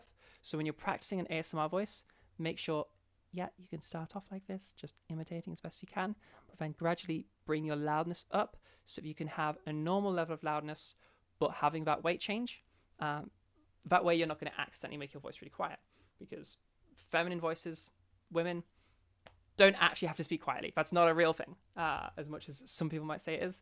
Women can be loud. That's okay. Okay. So make sure that your loudness isn't being affected by this, because it shouldn't need to be. And then on the opposite end of the scale, we have a sports commentator, a sports announcer.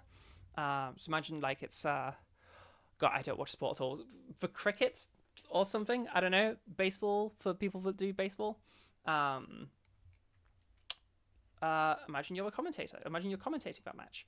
So like, oh my God, they've just hit the ball, and oh my God, it's going crazy, and oh my God, all of these things are happening. Outstanding work by whatever they're called. This is typically going to have that much heavier, much beefier kind of a thing, as they have all of that excitement running through their voice, all of that passion going through.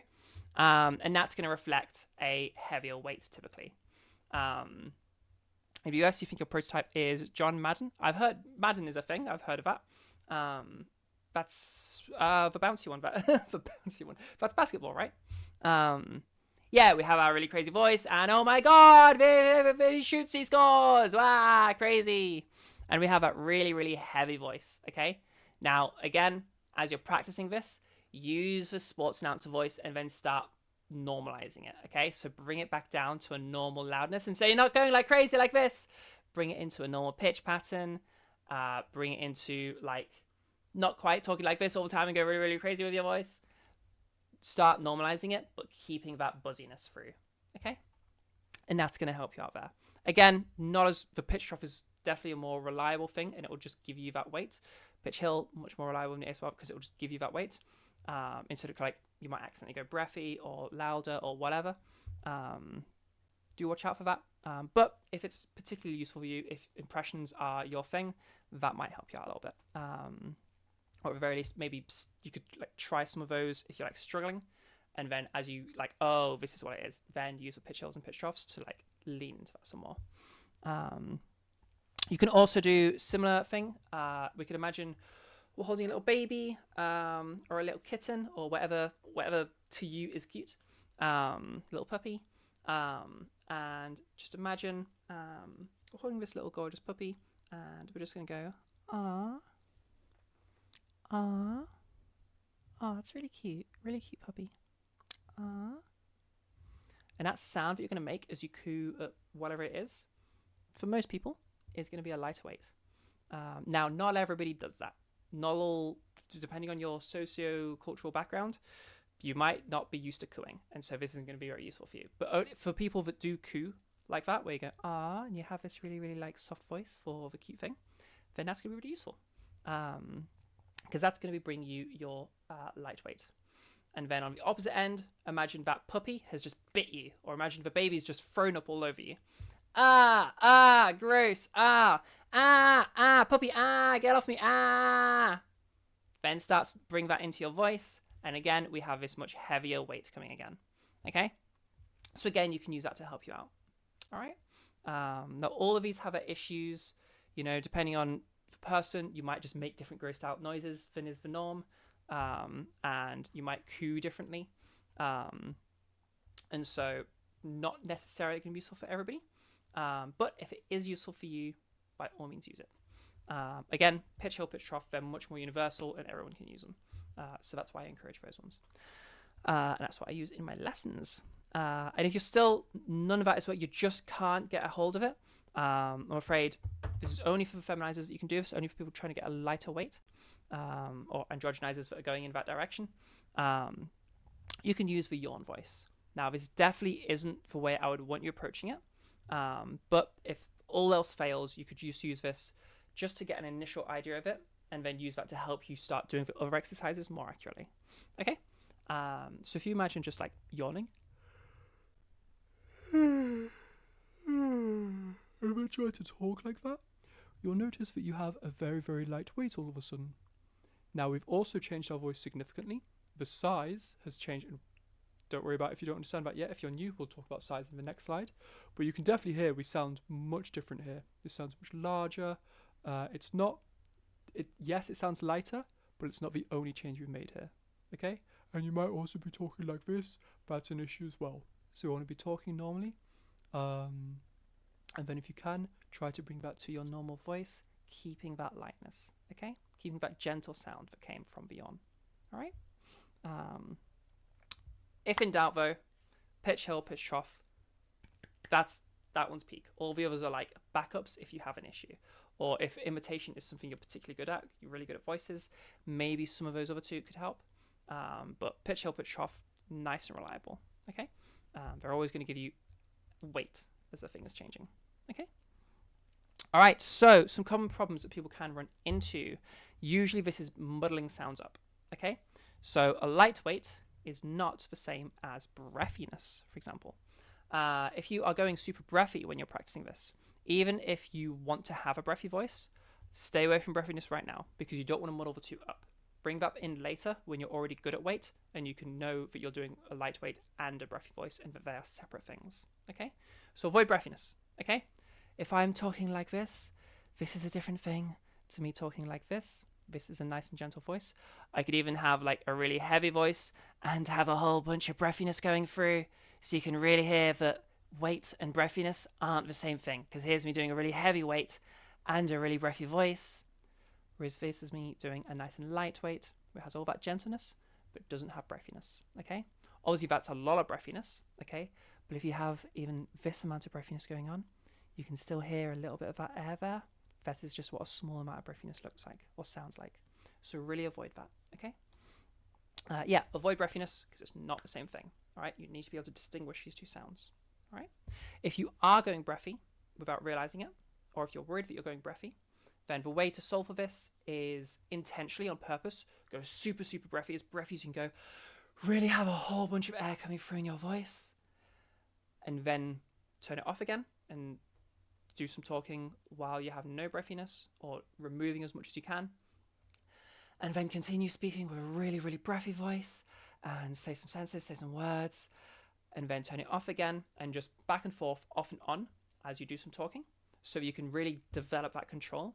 So that then when you do your weight exercise, you can choose for it to be off, okay? Because you've developed that good control and you've got a good grasp of breathiness, okay? Loudness, if you have loudness issues, typically it'll be the heavier weights getting louder and the lighter weights getting quieter. Challenge that, make sure you're staying at a pretty consistent loudness and you're just ordinary conversational loudness throughout all of your practice. If you're struggling with this, then if you're going too loud, intentionally try to speak quite quietly. Kind of speak it just like, we're indoor voices now. We're going to be really, really quiet while being really, really heavy. And we're going to practice doing this so we can get a good idea of being able to be quiet and heavy. So we can really challenge that conflation that we built. Okay? And again, if you are, do it into like a rock. Imagine you're in a library. Okay? So heavy weight and then library voice. Okay? So, and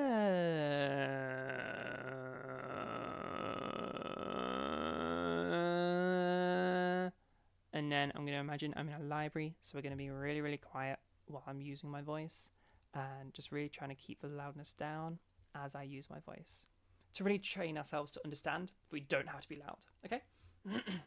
And as you get good at that, you can then choose your loudness wherever you want it to be. Then on the other side of it, if you are trying to get a lightweight, so we're doing our pitch hill, but we've ended up really, really quiet, then what I want you to do is imagine you are in, you're at a supermarket, and I'm at a supermarket, okay? I've just done a whole bunch of shopping, and you're coming to pick me up, okay? Insert different characters if you want to. So you're parked somewhere like way in the back. It's a Saturday afternoon. It's really, really busy. It's peak hours. So there's all of the sound of the traffic, all of the sound of like people. It's just a very noisy environment. And you're going to have to get your voice above all that loudness because I can't see where you're parked. I don't know where you're parked. I've just come out. I've got all these bags.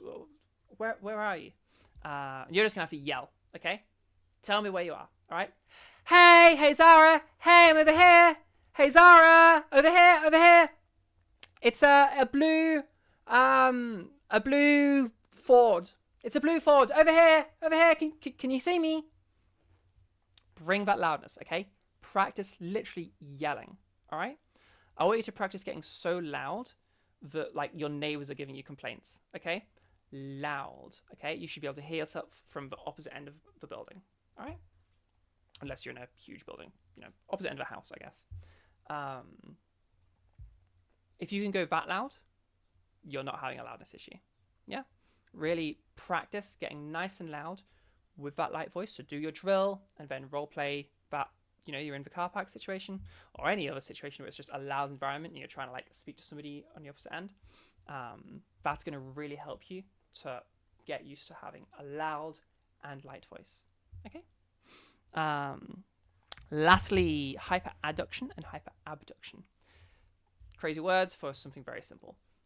Basically, if your vocal folds are like really tensed up and really pushing, and you can feel that because your air is going to be obstructed. So imagine like if you try to speak with your breath held, that's kind of like hyperadduction. Ad means more, abd means taking away. So hyperadduction, your vocal folds are like really pressing against each other when they're doing their thing. You can feel that tension like somewhere down here-ish. It really sounds, it really sounds something like this, where they're really pushing against each other, and you can really feel that happening, and you can really hear all of that strain in the voice. You can imagine if you pretend you're lifting like a really heavy weight, like too heavy of a weight, that's the sound we're going to have. I'm talking like this. That's going to be, don't go that crazy. Don't demo that at home. That was too heavy of a weight. If you are practicing it, don't go super crazy because this isn't good for your voice. Okay, this is just you learning how to not do something. So yeah, hyperadduction. If you're doing that, if you feel like your breathing is impaired, so you're like holding your breath as you speak, then watch out for that. You want your breathing to be nice and easy. You don't want to have all of that like huge amount of effort that's going into it. It shouldn't be like lifting a weight. Okay, you shouldn't be making any of those sounds. There shouldn't be any tension at all. Typically, this is going to be something that comes in from a heavier weight, or trying to do a heavier weight and then mixing the sounds up.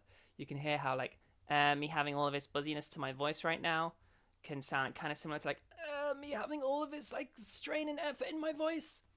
They're not the same sound. That's largely because I'm going to the extreme of both. But if we scale both back a little bit, suddenly they can start sounding similar. Especially if you are trying to do something, your brain can be like, this is similar, right? Yeah, they're like pretty close to each other. In fact, all of them are almost the same. In fact, actually, I don't hear any difference because your brain is wanting to succeed, and it will start to blur the lines. So watch out for that, okay? Dead giveaway is, am I putting a shit ton of effort in? Is my breathing normal? Or is it like at the end of everything I say, I then have to go like, and then I'm going to be speaking some more, and I'm going to be saying what I'm saying, and eventually I need to breathe properly, and I'm having to breathe out to breathe in again. That's going to be a really good sign of hyperreduction. Okay. Then hyperabduction is going to be, imagine we're doing that, we're lifting the weights, and then we go quite breathy during it. So now we have all of that airflow coming through while having all that really tight, intense sound. This very like hoarse, rough sound. Don't do that too much. That one especially, that's not going to be good for your voice. That's going to be that hyperabduction. Okay, so our vocal folds are not coming together properly. Technically, breathiness is also abduction, but this is going to be the false folds, those ones we talked about earlier, trying to get involved. So like you're trying to do normal phonation, you're trying to make that normal source sound, but your folds aren't coming together properly. And so your false vocal folds, they're like, oh, I got this, and they sneak in to try and like help out, and they do not got this. And that's what creates that really rough sound, that really hoarse sound, and creates quite a significant amount of discomfort.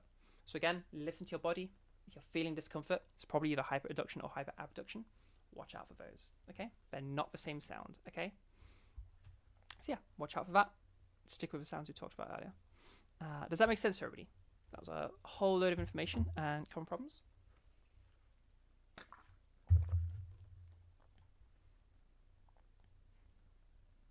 Yeah, does that make total sense to everybody that's here?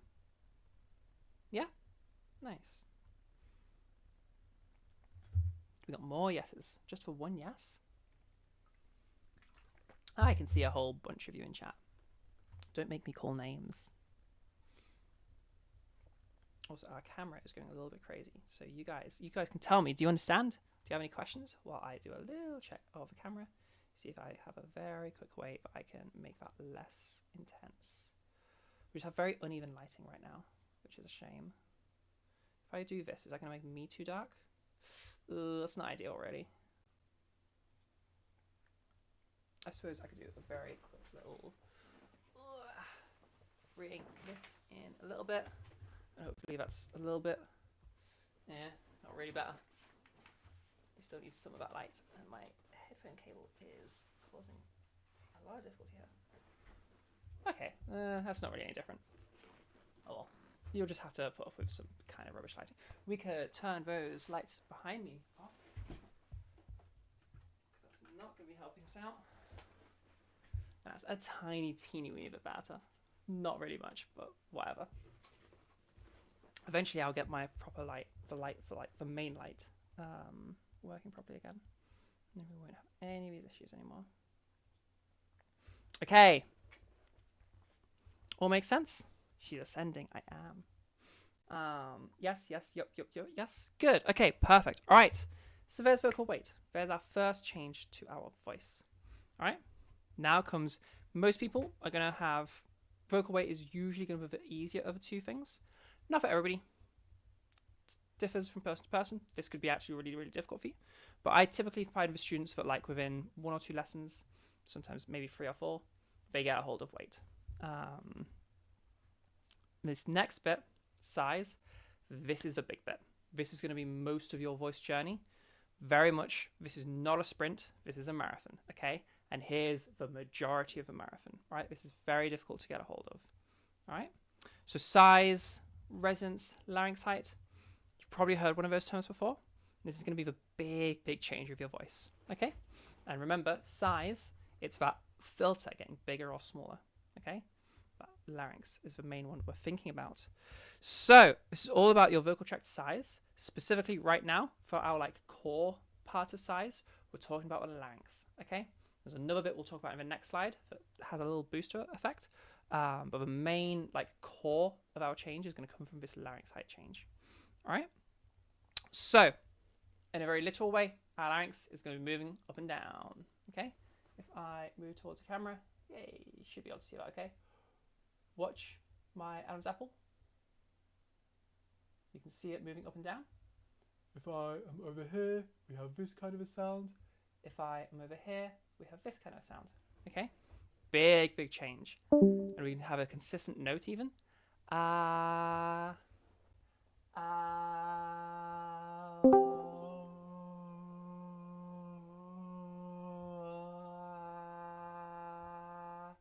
Getting confused by my fingers because the mirror of the camera. I should really change that at some point, but whatever. Okay, you can hear all of that change happening, and you can hear it's not pitch because my pitch seems the same there, but we have this other thing happening. Okay. Oh, Bonnie says she feels like the size is where most of the vocal discomfort comes from. That's interesting to hear. Okay, we'll talk about that as we go. Okay, so crazy sound change. How do we do that? Okay. Now this is going to take a lot of learning, but we're just going to go one step at a time. Okay. So first thing to start playing with is whispers. Now whispers are really cool because when you are normally for making a sound, our vocal folds are vibrating. Yeah. So we have that power, that source, that filter. When you're whispering, the vocal folds just say open, which means now we've just gone power, we've skipped source, and we're just in filter.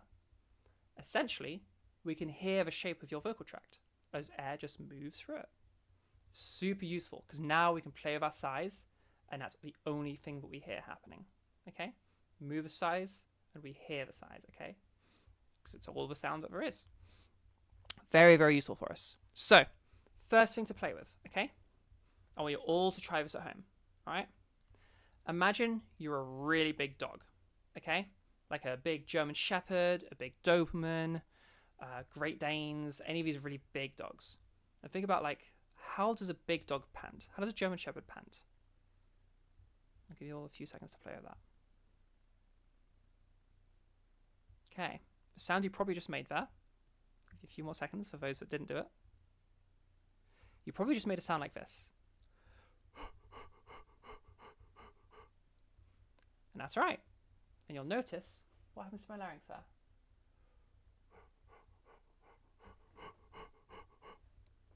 We have that change happening. Okay. Now imagine that we're a really little dog, like a little chihuahua. Okay. How does a chihuahua or a Pomeranian?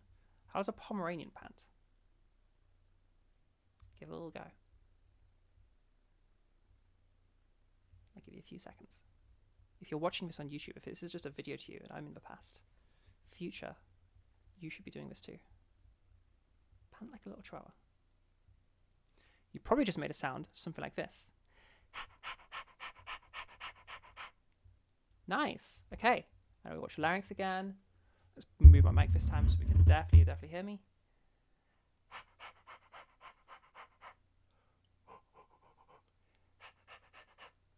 Okay. Amazing. You just moved your larynx. You just did it. Boom. The great, huge, difficult thing, you just did it. Okay? Now, we need to work towards actually using our voice, but still, that's a really nice first step. Well done. Now, one issue we might have had there, and the reason that I don't use this drill as my main drill, I use the whispered word. Oh, cool. I didn't know that was a thing. I use whispered words instead of having our dog panting. Because what a lot of you probably did, specifically, Maxine, you're having some echoing there. Do you mind muting for us? Cheers. So you may have had, for the large dog, and then for the little dog, and yes, we had our larynx change there, but what else do we notice on there? Well, let's try to make those, how do you spell those pants? If you were to try to like write down, like what was the sound you just made? Well, that big dog, it's kind of like a ho, like H-O. Okay. What about a little dog? It's kind of like a heh, like H-E. So those are different words, different sounds. We don't want that, okay? We don't want to change your mouth or like your vowels, because that's your speech production. And if we do that, then you'll have an issue of all of your words. Say if you're feminizing, you're trying to get a smaller size. All of your words are going to sound like this, where everything sounds like there's an eh running through it. And I'm going to have all of this eh going through. We don't really want this, because that's going to sound very weird. And we're not going to be able to talk properly. Yeah? Same thing for the big dog. And then if we're talking like this all the time, we're going to sound very, very silly. Okay? Even if I add that weight into it, we're still going to sound very, very silly. Very, like, our words are warped and aren't sounding normal. We're not going to say, like, cheese. We want to be able to say cheese. Cheese. So we don't want to have any of that happening. So what we're going to do instead is, we've got that big dog, little dog. We get the basic idea. Notice how I was framing that in a word, okay? Like hot and hair. And essentially that's what's happening. We're whispering. We're whispering hot or whispering hair. You can, if you're not, like, if that doesn't make sense to you yet, try like going from whatever dog you're doing and try to like start making that sound like hello.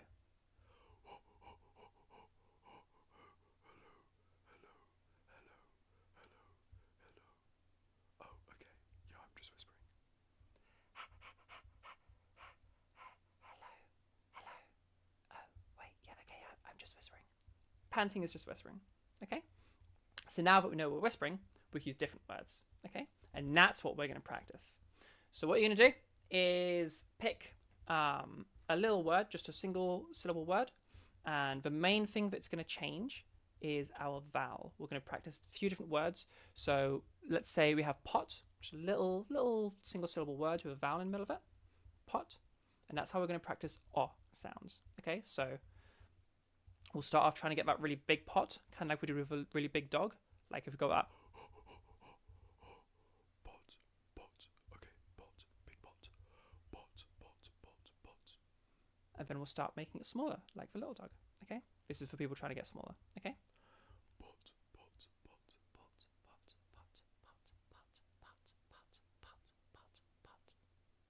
Amazing, okay. Try a different word. What about cheese? Cheese.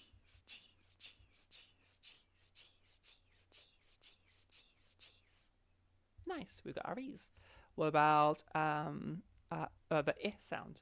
We could use tip.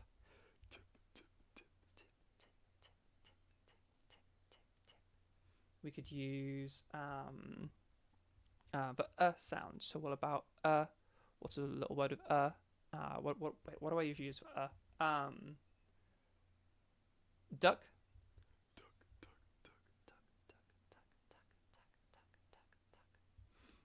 You get the idea. So we're just going to get a little word, a little single syllable word, and we're just going to use a variety of different. Oh, put is what you should use. A variety of words where that vowel in the middle. We're looking for like a word for each of our main vowels. Okay, any of those sounds. All right. There's going to be how we practice size, and that's just going to get us generally doing it. Okay. There's our first step. All right. Practice going small, practice going large, practice just moving all around that.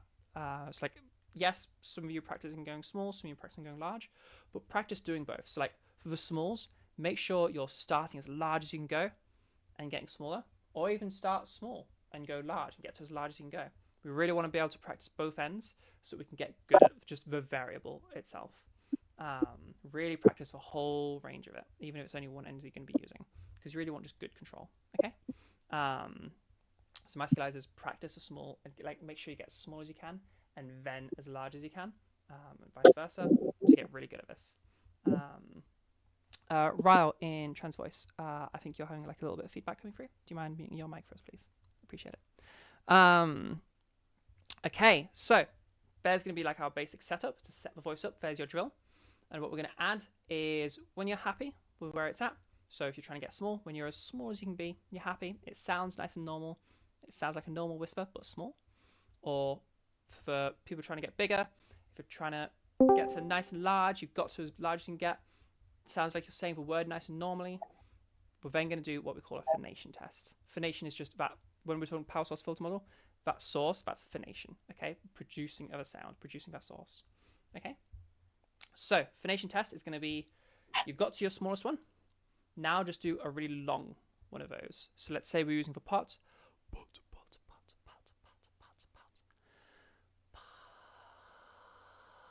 We're just going to really stretch that vowel out, okay? And just keep going for a good few seconds. And as you're going, be listening for it. How I kept it nice and small is it's definitely ready, yeah? If you're happy with it, whenever you're ready to, make sure you get at least a few seconds in, because definitely I hear a lot of people trying to like skip through that and get through really quick. No, make sure you have that. Make sure you have at least a few seconds. You do need a few seconds to actually listen. Then bring your sound in, okay?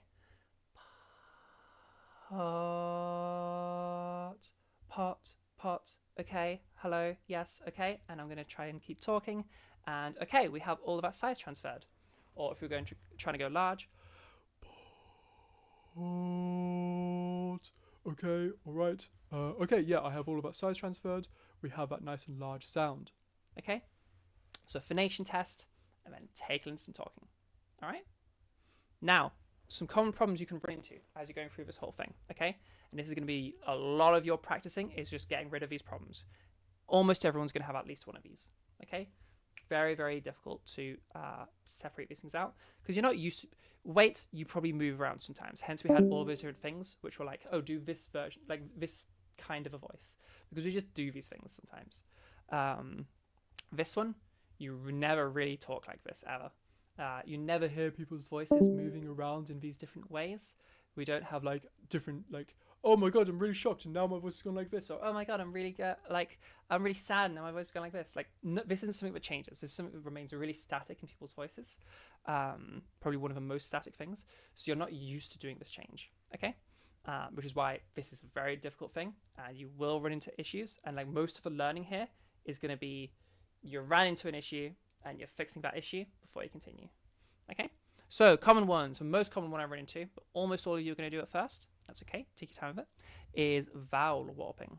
Okay, so where, let's say we're doing pot, and it slowly kind of turns into a pat without you even meaning to do that. Okay, so it kind of goes like pot, pot, pot, pot, pat, pat, pat, pat, pat, pat, pat. Okay, watch out for that. We're not trying to say pat, we're trying to say pot. And you think that you would be able to hear the difference, but as soon as you're the one practicing it, everyone else will hear it, but your brain's going to try to trick you and be like, ah and they kind of sound the same. That's the same, right? I'm doing this right, aren't I? And your brain will trick you, okay? It wants to get it right, and it's not really sure how to do this, so it just changes a word. And like technically, a, e, these are smaller than o, u, but the problem is we need access to all of our vowels still. So we don't want to change our mouth We want to change before speech production has happened, so our larynx, because otherwise your speech is going to be limited, as we were talking about before. Okay, so really watch out for that. Okay, definitely, especially in the early days, but really throughout the whole thing, for everything we do, make recordings of yourself practicing. Okay, do a drill, do some talking, and then listen back to it. Okay, especially with vowel warping, like very high chance, at least early on, you won't even realize that you warped, but you'll have completely warped. It's a completely different word already.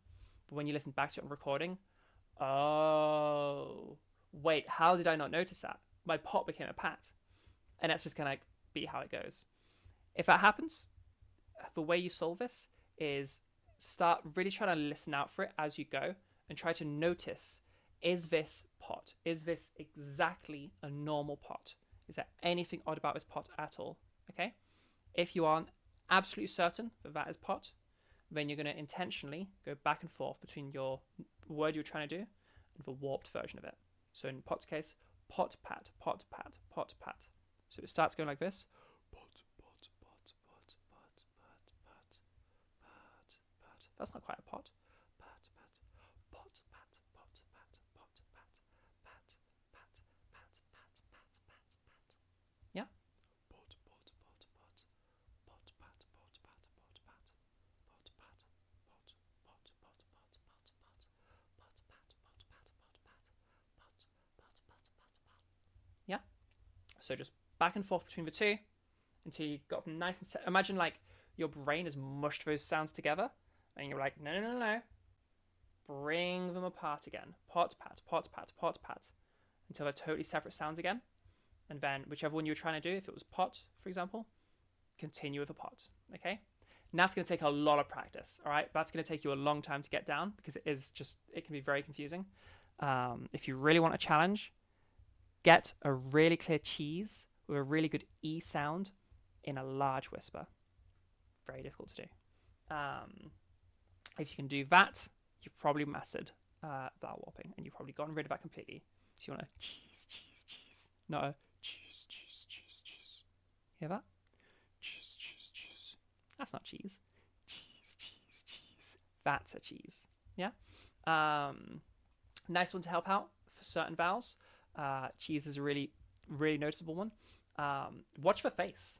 Like some warping you can see from the outside. Okay, watch my face. Cheese, cheese, cheese, cheese, cheese, cheese, cheese, cheese, cheese, cheese, cheese, cheese, cheese, cheese. None of my larynx height was actually changing there. That was all just my mouth moving around. We don't want that because then if we become like a chiz, then all your words are going to kind of sound like this because this is the change you taught yourself.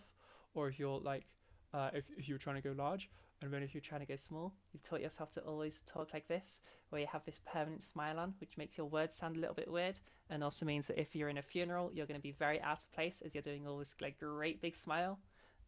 Not exactly helpful, and it tires your face out.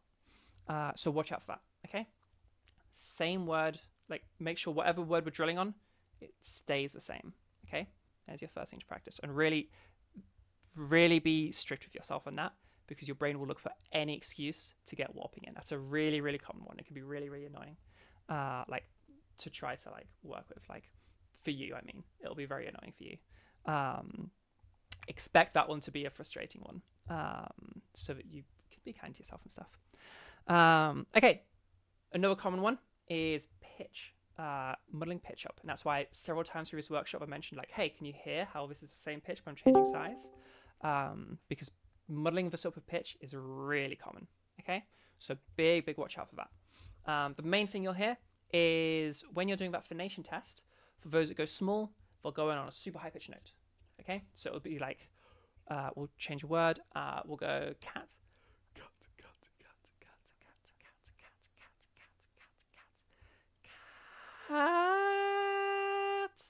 And I'll do something crazy like that. Don't want to do that, okay? Or like masculize is going like cat.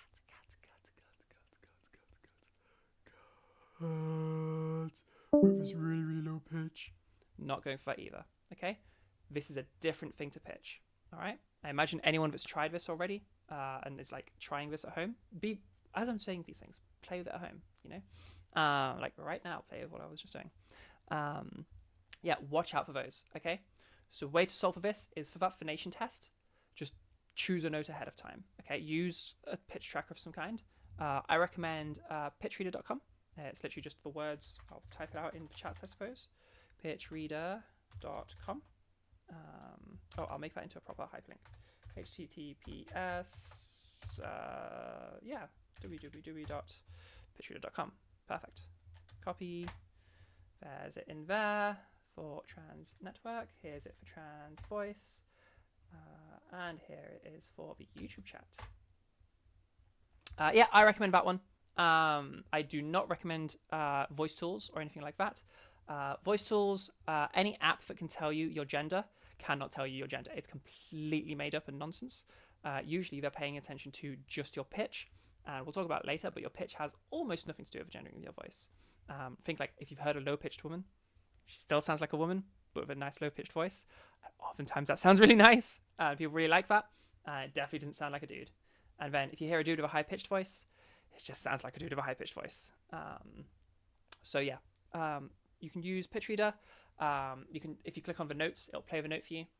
So just pick a note. I recommend try being able to do both. Try to do like a D free, try to do at an F free, and try to do at an A free. Okay, if you can do the drill and all your phonation tests for word sounds normal, you get all of that size change that you meant to do, everything goes well at both D free, or all three of D free, F free, and A free, then you've got it down basically. And then like you try doing some scales, you know, keeping that size the same. That will really, really help you out. Okay, so yeah, there's what to go for there. Overall, we're just looking for. We'll change the word again. Pit. We want to just be at our normal pitch, so we can then use that as we go into some talking. Yeah. So watch out if you're not mixing it with pitch. But again, that can be a really difficult one for people. Okay. Next one is tension. We had that. Sounds like Bonnie's maybe got a little bit of this going on. Watch out for any tension. You shouldn't have any pain or discomfort for any of this. If you feel like a squeezing thing, you're not meant to be doing that. We don't want any squeezing. This usually comes in from people trying to control it by feel. Okay, you're trying to like make your larynx go upwards, or make your larynx go down, or squeezing something, or making something happen with your body. Don't do that. Don't worry about what your body's doing. Pay attention in that, like, watch out for issues, but don't try to control your body. Just try to control the sound, and your body on its own will figure out how to do that sound. Okay, you're entirely just focused on the sound itself.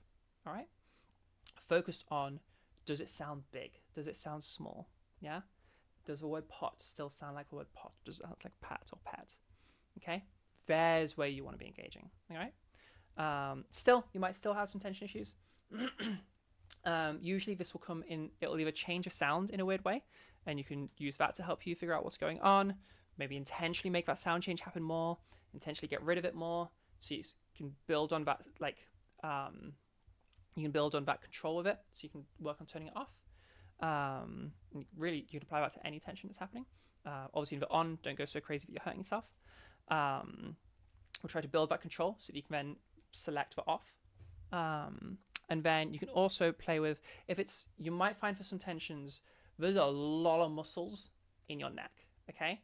So when you're trying to feel things out, the problem you're going to have is there's so many muscles in such a small area, you do not have the proprioception, the precision to know which is which. And as you try to feel it out, wherever you're feeling something, there's a bunch of muscles there and you don't know which one you're feeling, okay?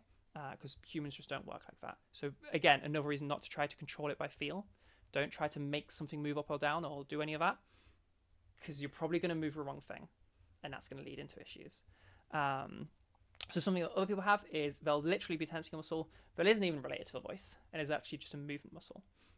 So for example, I even had this when I was first learning, because my teacher did not warn me of these things. I had back of my neck tensing up, okay? So as I was trying to do it, I had this, as I was trying to do it, it was like you couldn't hear any change happening. It sounded like my normal voice, but back of my neck was really tense. I couldn't really move my neck up and down properly. I couldn't really roll it around properly. It was really like locked in position. So what do we do to stop that? exactly whatever movement it is. If it's difficult to do that movement. Okay. Start very gently. Obviously, this is your neck, so be careful. Just maneuver your neck a little bit. Now with up down specifically, absolutely at the top, that does immobilize your larynx a little bit, and absolutely at the bottom, that does immobilize your larynx a little bit. So like, don't go to like quite full extension, but just generally, just move up and down a little bit, and that will help by prioritizing being able to move and still having that size change happen. The muscles have to relax. Okay. Because as we said earlier, everything should always be nice and relaxed and should feel normal. So, or maybe it's a different muscle. Maybe you need to move side to side, and maybe it's those muscles that are tensing up. Maybe a little gentle roll. So for me, it was gently rolling my neck across the back like this, and then I couldn't do that movement properly while doing the drill, and so that was the muscle that was tensing up. So I needed to practice being able to do both. Because if I can do both, then that means the only way to do that is for that muscle to just stop getting involved and de-link that behavior. Okay? Because it's just a conflation. It's just me mixing it up. Because I was trying to control it by feel, because my teacher didn't tell me not to. So yeah, that can help you with that. Any questions at all? Okay? Size is a very complicated topic. So definitely, if you any confusion at all, if anything is unclear, if you're unsure of anything, ask a question. Okay? Any question you can think of, ask it. Even if you don't have any questions, but you can think of a question someone might have, ask it. Because I bet somebody else did have a question, is too nervous to ask. So you'll be helping them out. So yeah, any questions whatsoever? Or did that just make complete and total sense? While you think of your questions, I'm going to pop to the toilet real quick. Yeah, fill the chat. Fill the chat with questions. All right, see you in a sec. This one.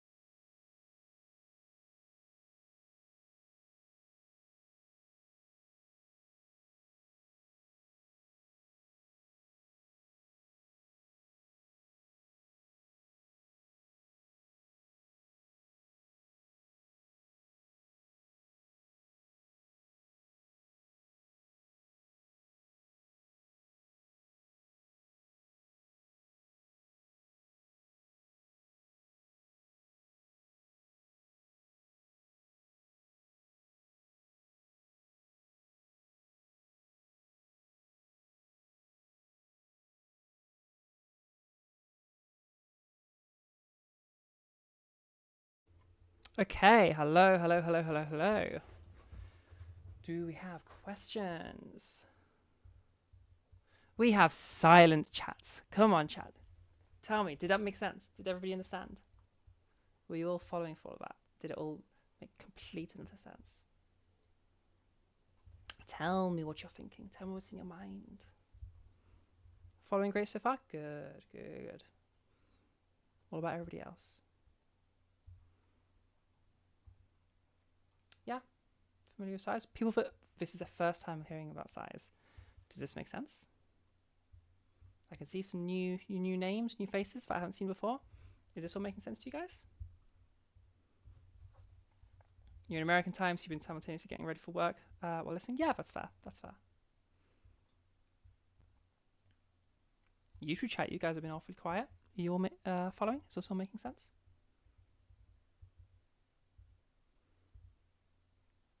Yeah? All good. Okay, nice. Keep chats, keep them alive, keep them active. Okay, all right. So moving on from core size or larynx height or resonance, there's a little extra thing to, like, size isn't just this, or resonance isn't just this. It's also any change that happens in your vocal tract. There's one other one that's relevant to what we're doing, okay? And that is OPC/OPE, okay? Your oropharynx, all right? Now, if you all take a look at the GIF in the bottom corner there, okay? I cannot really demo this for you guys because I do not have a lighting to do that, and I prefer to just use the GIF. It's just easier, because the camera setup and the lighting setup is just a nightmare to make this happen. So thankfully, someone did it for us. Okay, you see that GIF? You see that dude's mouth? We have stuff moving in his mouth, okay? Now you can see these two little claw things on each side, okay? They're kind of doing this, all right? You'll see that? Okay, ignore that. You see the dangly thing that's kind of moving around as well. It's kind of going up and down on like a little angle. Ignore that. Behind all of those things I've just talked about, can you see this archway that's kind of narrowing and expanding, narrowing and expanding? Right at the back there. That's what we're looking at, okay? That's the change that's creating a huge change to that voice, all right? That right there, the arch, is called the palatopharyngeal arch. If you look at the little, no, there we go, the little diagram over there, just above that GIF, you can see palatopharyngeal arch. That angular thing was the uvula. So palatopharyngeal arch, what is it? It does a huge amount of different things. You use it for all sorts of different stuff. It's even part of like swallowing and eating. But in terms of your voice, the main function is it plays a role in your vowel production, in that it is partially responsible for where we said earlier, a, e, kind of sound smaller than like o, u. They do sound smaller and bigger. That's the palatopharyngeal arch, or at least part of that is a palatopharyngeal arch, okay? And that's what we're going to be manipulating here, all right? OPC means oropharyngeal constriction. OPE means oropharyngeal expansion. That is what it's called, unfortunately. That's what everybody calls it, so I guess that's what I'll call it. But really, it's the palatopharyngeal arch that's relevant, not the entire oropharynx. And constriction, we try to stay away from that word because we try to say that constriction is bad. And yeah, this time it was good. Narrowing, yeah? If I could rename this and get everybody to say it like this, I'd probably call it something like palatopharyngeal arch expansion or narrowing. But alas, nobody seems to call it that. And so if I start using that, nobody's going to know what I mean. So OPC and OPE. Basically, that narrowing or expanding of the arch, that's, again, changing the size of our container. We've got a little bit of a smaller container, a little bit of a bigger container. And again, that's happening just at the very beginning, really before any of your speech production has happened. So it's not going to affect the words you say, okay? All of those vowels, they're still going to be the same, like relative to each other. The big ones are still going to be the big ones, the little ones are still going to be the little ones. But collectively, they're all going to get a little bit smaller or a little bit bigger, depending on which way you're going with this, okay? So, again, how do we do this? All right. This one is probably the hardest thing we do. I may lose some of you on this, so really be paying attention. And if there was ever a time for you to be active in chat and letting me know if you understand or not, now's the time, okay? Because this can be quite confusing, all right? So, the first thing we're going to do is, remember, E is one of our small ones. In fact, it's the smallest, all right? Have a little listen to this sentence and see, as I say this sentence, you'll notice that it's going to have a bunch of E's in it. And as I continue into talking afterwards, something about those E's, even though it's not E, but something about it, like it's almost like I'm talking with some, like of the same color as the color E, or the same, I've seasoned my sentence in the same way you would season an E, or some other sentence that makes no sense, okay? That means nothing to you right now. Have a listen.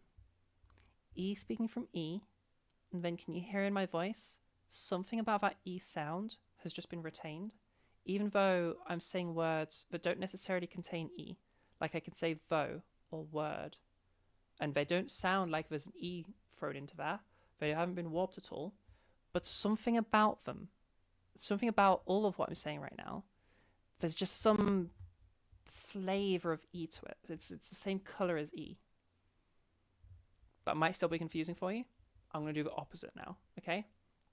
Or is the largest of the vowels, okay? So we'll do the same thing. Listen for that like something that's there.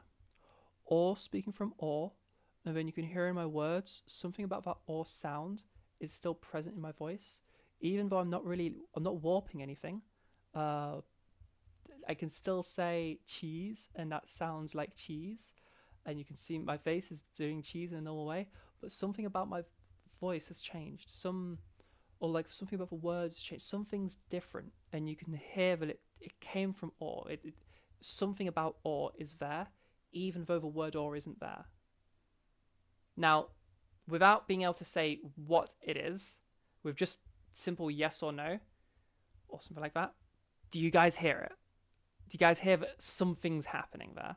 Even if you can't say what it is. And that's where the most difficult bit of this comes. You're not going to be able to say what it is. I couldn't say what it is. We just don't have words for this in the English language. But something changed. And you can tell it came from or, and you can tell it came from E. We've both heard it, right? Can you hear that something? Again, E speaking from E, and you're listening to something that's just happened to my voice as I continue some flavor of that E, some color of E. I've cooked it in the same way. Something has just stayed there. You hear that? Or speaking from or, and then I continue talking like that. Something has just continued through, even though there isn't any warping. Like, we can hear my words sound like they normally should sound. I'm pronouncing them properly. Can you all hear that happening? Even if you don't know what it is that happened, are you able to like say like, I hear it. I know. I don't know what's happening, but I hear something's happening. Can you hear the something? Yeah.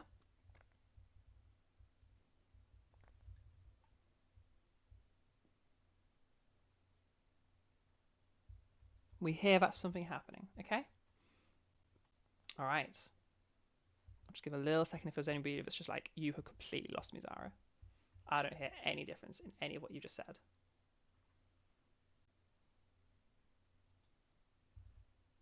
Okay, so if we're all hearing that, even if you can't really tell me what it is you heard, but you did hear it, that's OPC and OPE. Okay? Now don't worry about what you just heard, but if I said that the OPE, the one with the E speaking from E, that one sounds smaller. And the OPE, the expansion, the or speaking from or, it sounds bigger. Or speaking from or, you can hear there's that slightly larger sound to my voice. E speaking from E, you can hear there's that slightly smaller sound to my voice.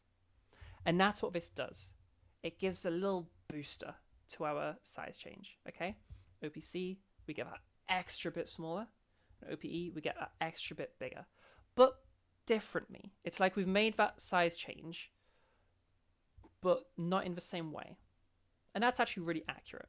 Because what we did before was we made this bit of a tube. Imagine just your whole vocal tract is just a tube. Before we made this bit bigger, smaller or bigger, we changed the size over here.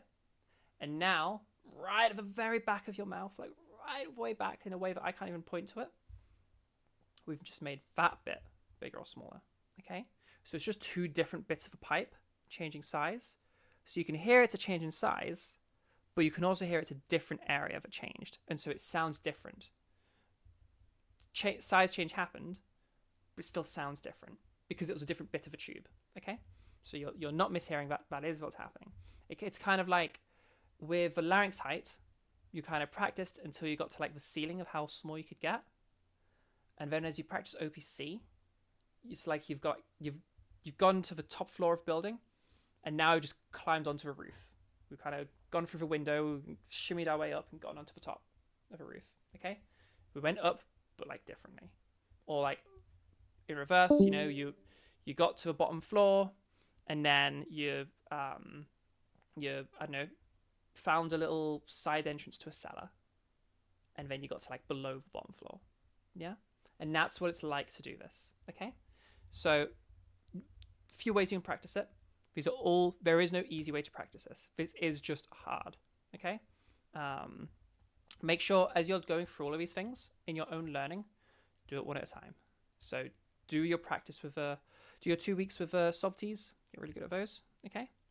Get your voice ready, and then start working on that vocal weight. And don't move on from vocal weight until you're good at it. Okay. You can very easily change your vocal weight, and then don't move on from larynx height. Or core size, or in like the main resonance stuff, the last slide. Don't move on from that until you've got really good at it, and then start doing this. Okay, this is very difficult. This becomes so much more difficult to do if you haven't already got the other thing down, because then you're trying to like manipulate two different sizes, and they're very similar to each other but also different. You can't tell which is which, so you want to know like what your larynx height is, what that sound change is, what that initial bit of size change is before you do this, so that you know what you're doing here. You know what this is. You know it's not this. Yeah? That'll help you out a lot. Okay, so ways to practice this. Again, all of them very difficult. None of them are good, but it's best we got. E speaking from E. Literally what I was just doing there. The sentence, E speaking from E, we're using all of E's, okay? And we're going to try to just, that's something that you heard in my voice change. Try to, without warping at all, so without having all of our speech go like this, where we can see ourselves smiling and we have all of our E sound, like that very obvious warping happening where we're talking weird now. Without doing that, bring something across, okay? Something about that E sound without actually using the sound E. Okay, very confusing, very obscure and vague and ambiguous instruction, and that's what you're going to give a go at, because this is an obscure sound. Okay, that something, that background sound or flavor or color to the sound. Okay, bring that across instead of the sound itself. All right, same thing for or speaking from or. Something about that or sound that isn't or itself. That's what you're trying to bring across. I recommend, regardless of which way you're trying to go with this, practice both, because you might do like a kind of okay job of the E, and then you can kind of do a bit of an okay job of the or, and then like that helps you do the E a bit better, which helps you do the or a bit better, which helps you do the E a bit, because you can compare the two and you can make them more and more different from each other to just get better at this overall. Okay, that's how I would recommend approaching this. Okay, another way you can do it is, and this is one I quite like actually, it works a lot better for people usually, is pick, let's say you're doing OPC, pick one of the large vowels, just to give yourself more space to move. So pot, for example, and we're going to do a big pot, little pot, and then when you feel like you've gotten to the smallest, you've gotten to that like top floor, say the sentence, or continue whispering, stay whispering, and whisper sentence E speaking from E, and you should instantly notice it sounds significantly smaller. And then try to keep that smallness as you say some more pots, okay? Because again, E is a smaller vowel, so you'll hear that in the whisper, okay? If you don't hear that, then you're probably, without even realizing it, you're trying to normalize your whispers. And so like when you do a large whisper, you're intentionally going smaller, or well, unintentionally going smaller. And when you're doing a smaller vowel, you're going a bit bigger. So like pay attention, you know, but there's one time when you can use a mirror if you want to. Make sure that's not moving as you switch word. But yeah, so you'll be going pot, pot, pot, pot, pot, pot, pot, pot, pot, pot, pot, pot, pot. Right, as high as we can get. Pot, pot, pot, pot, pot. E speaking from E. Pot, pot, pot, pot, pot, pot, pot, pot. And there's where you're going with it. You may need to do it a few times. So like you got to like pot, pot, pot, pot, pot, pot, pot, pot, pot, pot. E speaking from E. Pot, pot, pot, pot, pot, pot, pot. E speaking from E. Pot, pot, pot, pot, pot. E speaking from E. Pot, pot, pot, pot, pot. To get to that, because you might just not quite get it each time, and you have to repeat a few times to be able to get it. Whatever works. Okay. Same your way around. Pick like a small word like cheese. Cheese, cheese, cheese, cheese, cheese, cheese, cheese, cheese, cheese,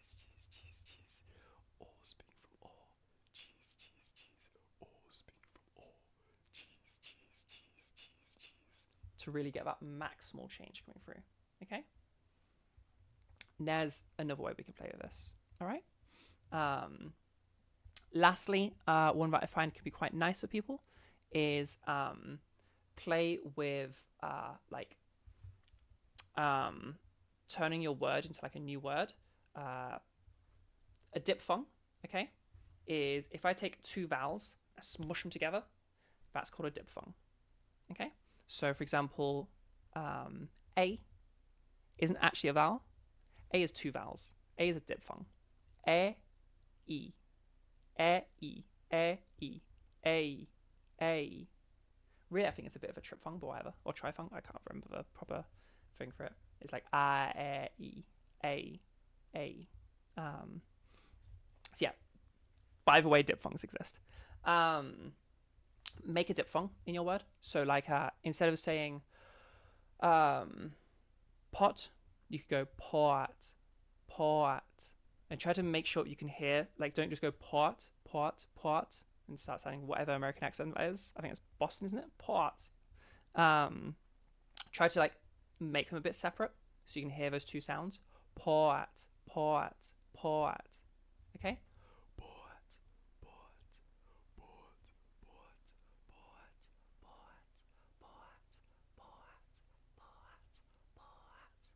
And the serves to bring the that can also help with warping, by the way. You can use that to help with your warping, but it can also help you with OPC, because what you're warping to is kind of an OPC version of the vowel you're doing.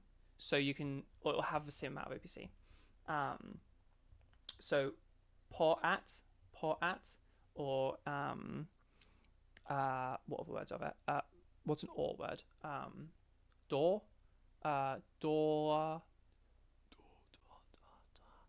Yeah, it would be an a. Door, door, door.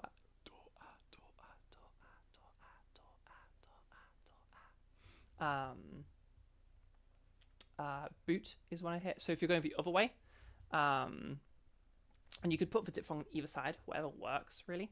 I sometimes hear people accidentally go from like boot to butte.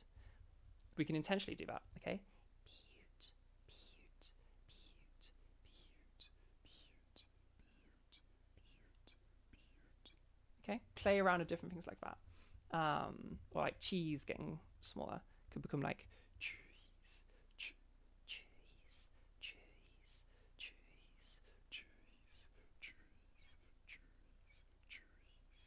And try to get that really extreme level of size. Okay. Now I'll help you with your OPC, your OPE. Does that make sense so far?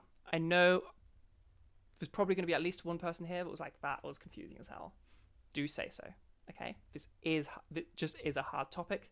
It's because we literally just lack the language to describe this variable. It's even hard to teach. Like, it just is confusing. So if you're confused right now, do say so, and we can help you out with that. Okay. Yeah. Got a yes from Bonnie, but you're familiar with it already. What about people that aren't as familiar? Does that all make sense?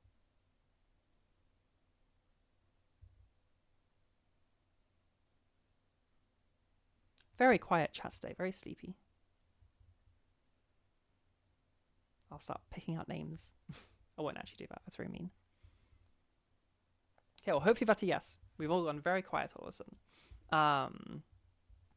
Okay, so some common things that people can like confuse that with. Hey, thank you, Huggy. Yeah, some common things that like, people can confuse that with are vowel warping, obviously, because if we're doing like E speaking from E, it's very easy to just like keep that E going as we're saying all of what we're saying, and then we have this very, very weird voice happening. So watch out if you don't do that. Watch out you don't have any vowel warping.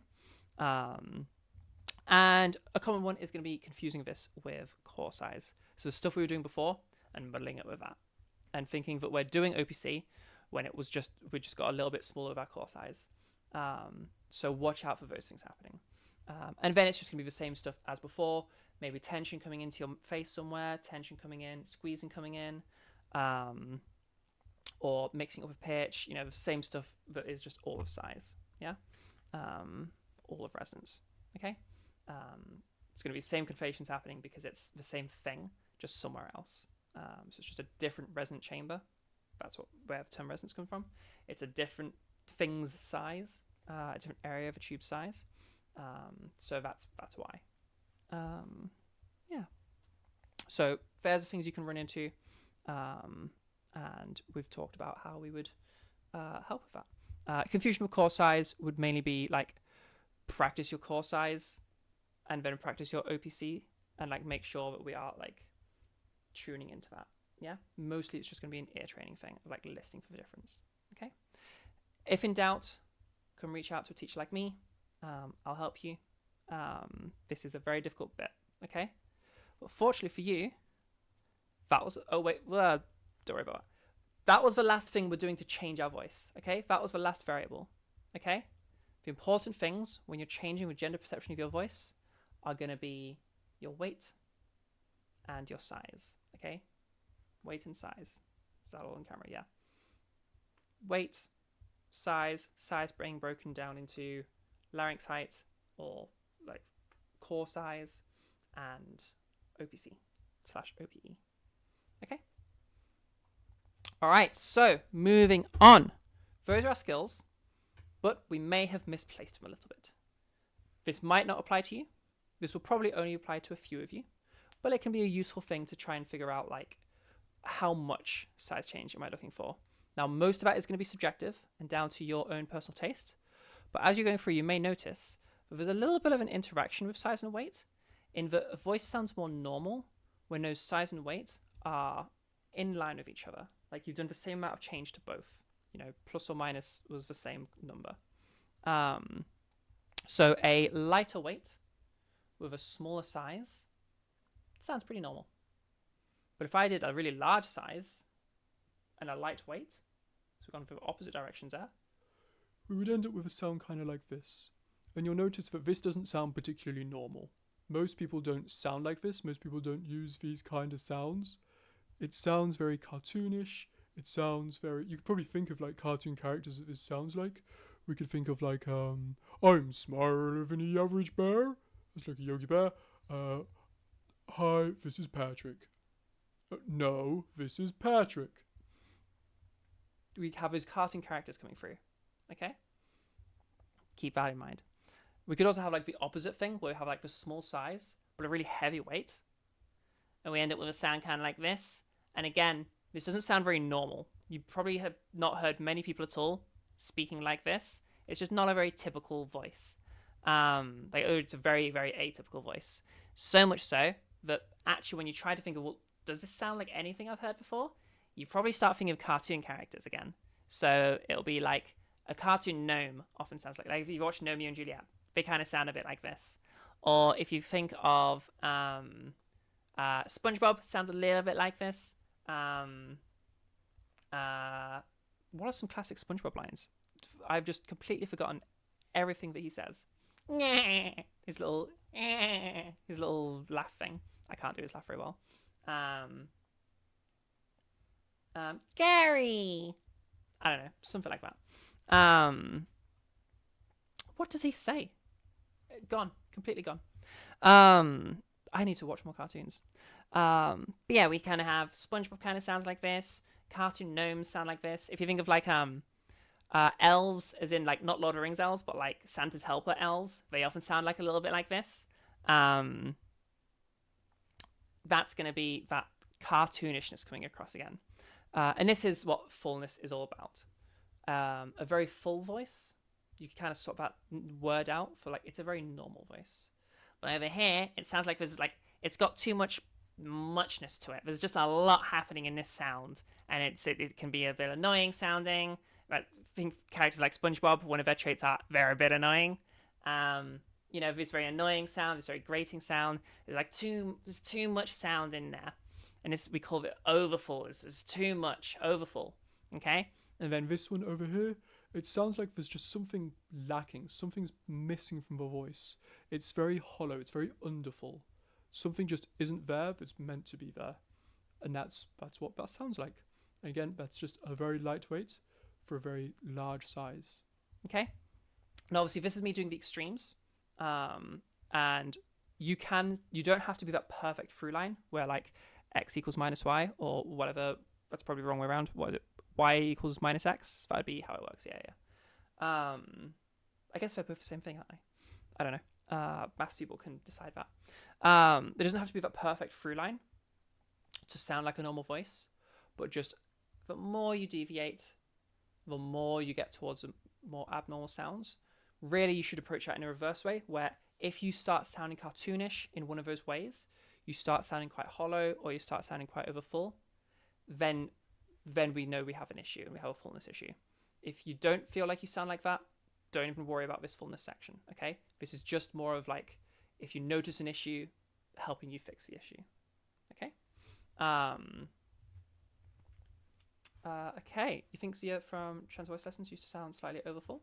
It sounded really good. I feel like she sounded reasonably full. I think she just was very extreme on it. Like, hey, it's your girl Z. She was very much over here, where she had a really, really tiny weeny size and a really, really light weight. I guess, actually, yeah, to be fair, there's maybe a slight bit of overfullness here, and it's mainly coming because its size is so incredibly small that you need to shed even more weight together. So it's not the weight that's off, it's just she's so unbelievably small. And if you want it to be that small, then yeah, shed a little bit more weight and then you'll have that. But again, you can still sound like entirely normal while being slightly overfull and slightly hollow. It's only if you are like particularly so that you're going to run into issues. And so it's more going to be if you feel like you sound weird, maybe it's this. Okay, well, maybe it's this. Okay? Don't like, only go into this if you feel like there's an issue. Don't search for issues that aren't there, because people do that with hollowness sometimes, with fullness sometimes. So yeah, look out for that. And it doesn't mean that it's a size change. It doesn't mean it's a weight change. It means it's one of the two. Okay, either the weight is out of sync with the size, or the size is out of sync with the weight. Or maybe they both need a slight adjustment. The point is they want to be closer together in terms of like quantity of change. All right. So yeah, there's something to watch out for. If you feel like you're sounding cartoonish, first identify is it overfull or underfull, and then make change accordingly. Yeah.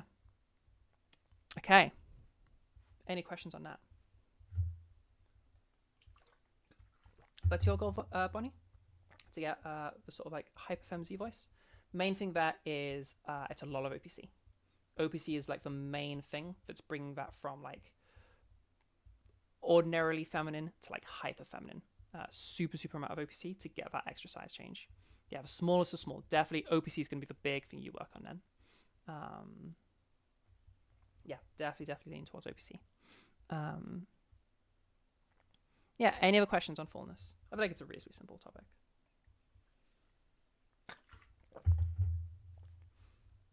Okay, so moving on. You did it. You mastered weight. You mastered size, both in sort of like core size of larynx stuff and our OPC with like our palato-pharyngeal arch, okay?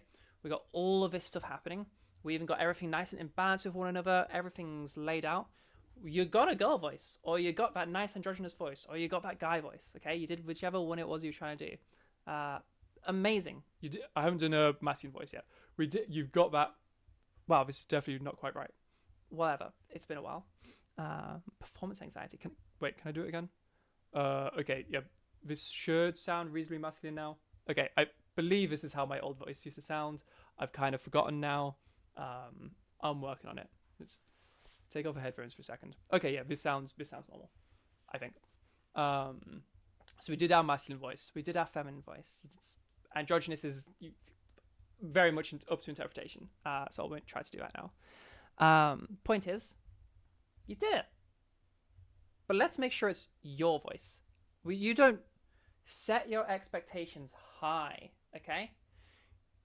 Yeah, you probably went into this thinking, I just want a passing voice. And I'm going to say, that's trash, okay? You don't want just a passing voice. First of all, what's a passing voice? That's not a voice. That's a whole bunch of voices. You got nothing to compare against. So go for something specific, okay? Think way back when you went to school. What were they telling you about, like, goals? specific goals. There was an acronym. I don't remember what it is now. If you already remember this acronym for like specific goals, tell me what it is. Like specific, measurable, whatever it was. That's what we're looking for. Smart, yes, smart goals. Also, I'm getting a shit ton of Discord notifications. I don't know what that's from. Let me just deal with that really quick. If you are watching on YouTube, if this is a YouTube video right now instead of a live stream, no. Oh, any audience members right now, know that that was not your Discord. That was mine. That's for video. Let me do that. Okay, do not disturb. Okay, sorry about that. Yes, smart goals. So specific, measurable, whatever the other ones are. Okay, those are the points I'm on about right now. Specific and measurable. I.e., don't compare yourself to the femme voice or the mask voice, because that's not a real thing. There isn't a canon mask voice or femme voice. Pick an actual voice. You know, maybe there's a celebrity that you're like, oh, I just love her voice, or I love his voice, or I love their voice. Aim for that. Okay, give some specificity to what you're looking for. Or maybe there's a handful of voices. Maybe it's like you really like the sort of like this voice has like something about it that you really like. This has something else you really like, and like compare the variable. You know, aim for specifics. All right, for more specific of a voice, for more laid out of a construction you're aiming for, the better time you're going to have.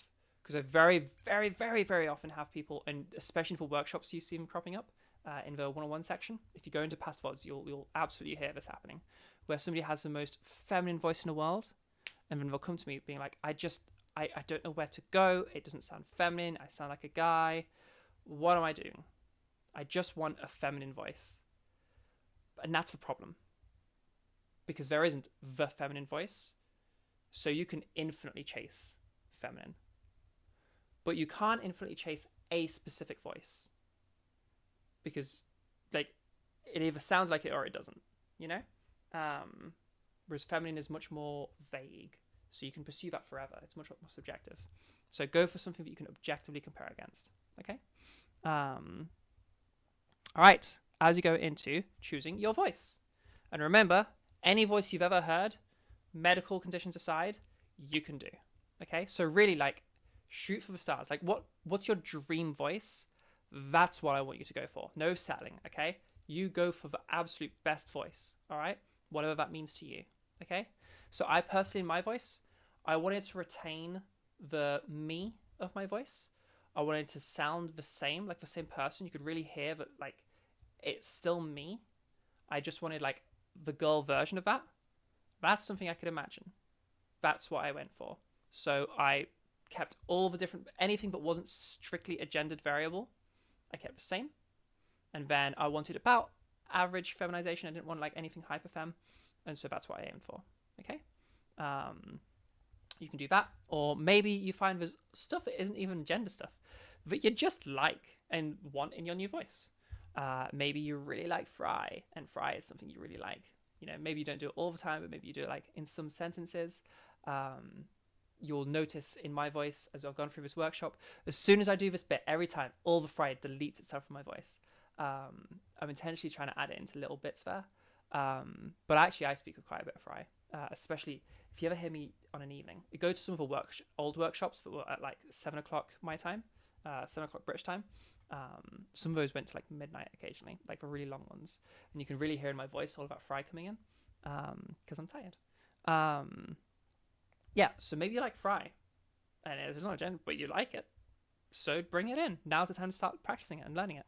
You've been able to do the feminized, so kind of pick like how feminine you want to be, or how masculine, or whatever, and then start adding the other stuff you like. Maybe you had a certain pitch in mind. We talked about pitch a little bit ago, but did you know pitch isn't really gendered at all? We kind of briefly touched on that. Let's touch on that a little bit more. So here's my voice right now. It's a relatively low pitch if you pay attention to the pitch. And if I go a little bit lower, we're almost at like the bottom of my pitch right now. I don't really sound like masculine now. It doesn't become a guy voice all of a sudden. It's just quite low pitch. This just is a low pitched feminine voice. And then if I use a more masculine voice, let me make sure it sounds masculine. There we go. if I use a more masculized voice and I start bringing the pitch upwards, and I kind of speak all the way over here, this doesn't now sound less masculine. It just sounds like a high-pitched masculine voice, because that's all it is. Because pitch really doesn't impact like the gender perception of your voice. In fact, I can really like lean into that. Actually, keep headphones off for one last demonstration.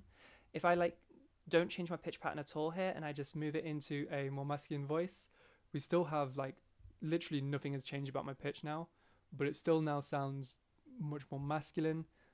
Assuming that I'm doing a good job, it sounds pretty masculine, but the pitch didn't change at all, and I've just moved to feminine, and nothing happened to that pitch. Okay. Wow. So pitch, it doesn't matter. Put it where you want it. Don't worry about anything else. If you want a low-pitched femme voice, go for a low-pitched femme voice. They're nice. We dig those. You may find as you play with that people really like that. And you'll find out what that means as you go through it. People really, really like that. So play pitch. Put it wherever you want to put it. This isn't an exhaustive list. This is just the most common ones I get from students. But there's like an infinite list of different things we could talk about, because it's just anything else about your voice that you want to change, you know? Some people want a breathy voice. So literally it's just a little bit more air coming out in your voice. Obviously a huge amount of breathiness sounds like this, but more typically people just want a little bit of this, where there's just that little bit of breathiness coming through in the voice. I often find actually those three are things that people really quite want, like often. There's definitely a particular voice, which I'm sure is coming to some of your minds as I lower the pitch down a little bit, add a little bit of breathiness, kind of slow my pitch down, occasionally having a little bit of fry, but other than that, having a nice and clear, pretty a little bit breathy, lower pitched voice. That's a particular voice, but that's a pretty popular one. I'm sure many of you can think of why. Yeah, there's a combo that I get often. Twang, a little bit less common, but twang kind of sounds like this. It's pretty similar to overfull. Also, people think it sounds nasally, and literally, like in pop culture, this voice is called nasal, but it's not nasal at all. It's nothing to do with nasality. It's called your epiglottic folds, and do not worry about what they are. Point is, this has nothing to do with your nose at all, nothing to do with nasality. But some people, as much as this probably sounds like a really crazy, goofy voice, actually some people do enjoy a little bit of it. If you think of like Mabel from Gravity Falls, she has a little bit of twang in her voice. The actress is she called Darcy? In the MCU, the person who was Jane Foster's friend, and stuck around to be a whole bunch of other things. She was in WandaVision. That person. The actress also plays a person in Two Broke Girls. Is that what that show's called? I don't know. That actress, you'll notice she has a little bit of it in. Hey, thanks for joining. Joined near the end, but that's okay. There's a British comedian. For the life of me cannot remember her name. But there's a British comedian who also has some in her voice. So twang, it does come up in voices. So if you like that, if you like the Mabel voice, or you like the Darcy voice, then go for a bit of twang. And then accent is a common one. People either wanting to really retain that accent and keep that there, or really not wanting that. And I always get that as like polarized. Either they really want it or they really don't. And so that's what you can change as well. Or not change if you want to not change. And there's a really important one. Your accent doesn't need to change. Okay? I repeat, your accent does not need to change in any way whatsoever. In fact, if your accent is changing and you didn't do that on purpose, that's a problem. Okay? Because that means you don't have clear control. You're moving things you didn't mean to move. You want to like work that out. Okay? None of the drills that we do should cause that to happen. But I do notice that becoming a thing, specifically the Valley Girl thing. A lot of feminizers becoming Valley Girl voices. I don't know of masculizers having a particular accent that everybody trends towards, but also masculizers are much less common than feminizers because obviously testosterone makes changes, estrogen does not. So I don't get to play with masculizers that often. But yes, definitely feminizers moving towards that Valley Girl accent, that West Coast American accent, California area, that bit. Pretty sure that's West Coast, whatever. California, Seattle, those areas. Getting that kind of an accent, really common. So watch out for that. None of the drills we do should cause that to happen, but also just watch out for that. That's not happening, okay? Unless you mean to. But even if you want that accent to happen, make sure that first you're doing this without that happening, and then you add that as its own thing on top on purpose, okay? I don't want usually it's for size changes, I don't want your size changes causing an accent change, because they should be separate, and there's a muddle up if they're not, okay? Guilty, Zia's influence had you in a chokehold. Yeah, so if you're, Bonnie, if you're not meaning to have that accent, go back to those size things, play with that, and see if you can like try to retain your original accent as you go through stuff. Usually that's probably going to be a vowel warping thing for you, Bonnie. So look for vowel warping would be my first suggestion there. Obviously, I'd need to hear your voice to go over it properly, but vowel warping is what I'd suggest there to first look at. Any questions on customization and like really making your voice your voice?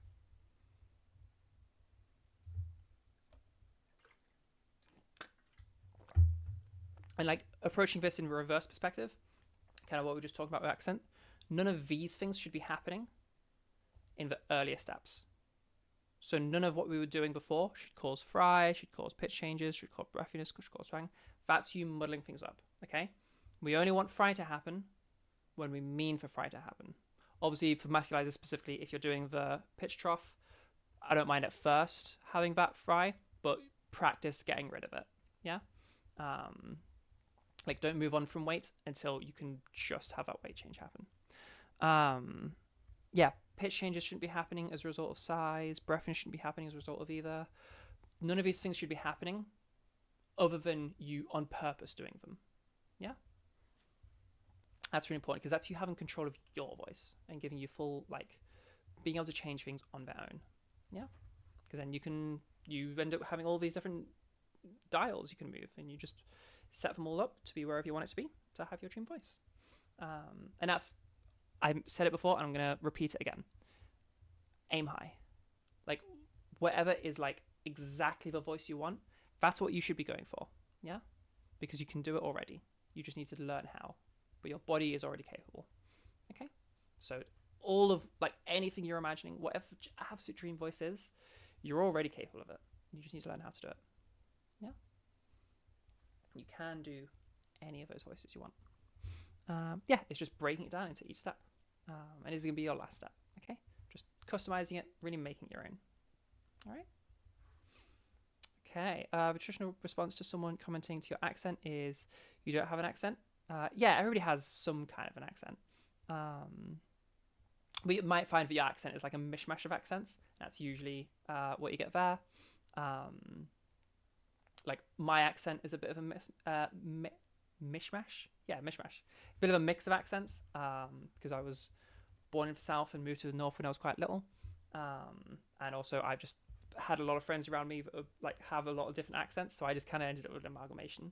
It's like you can hear in like some of my words, you'll hear some stuff, and it's a bit all over the place. So I often get that like neutral accent description.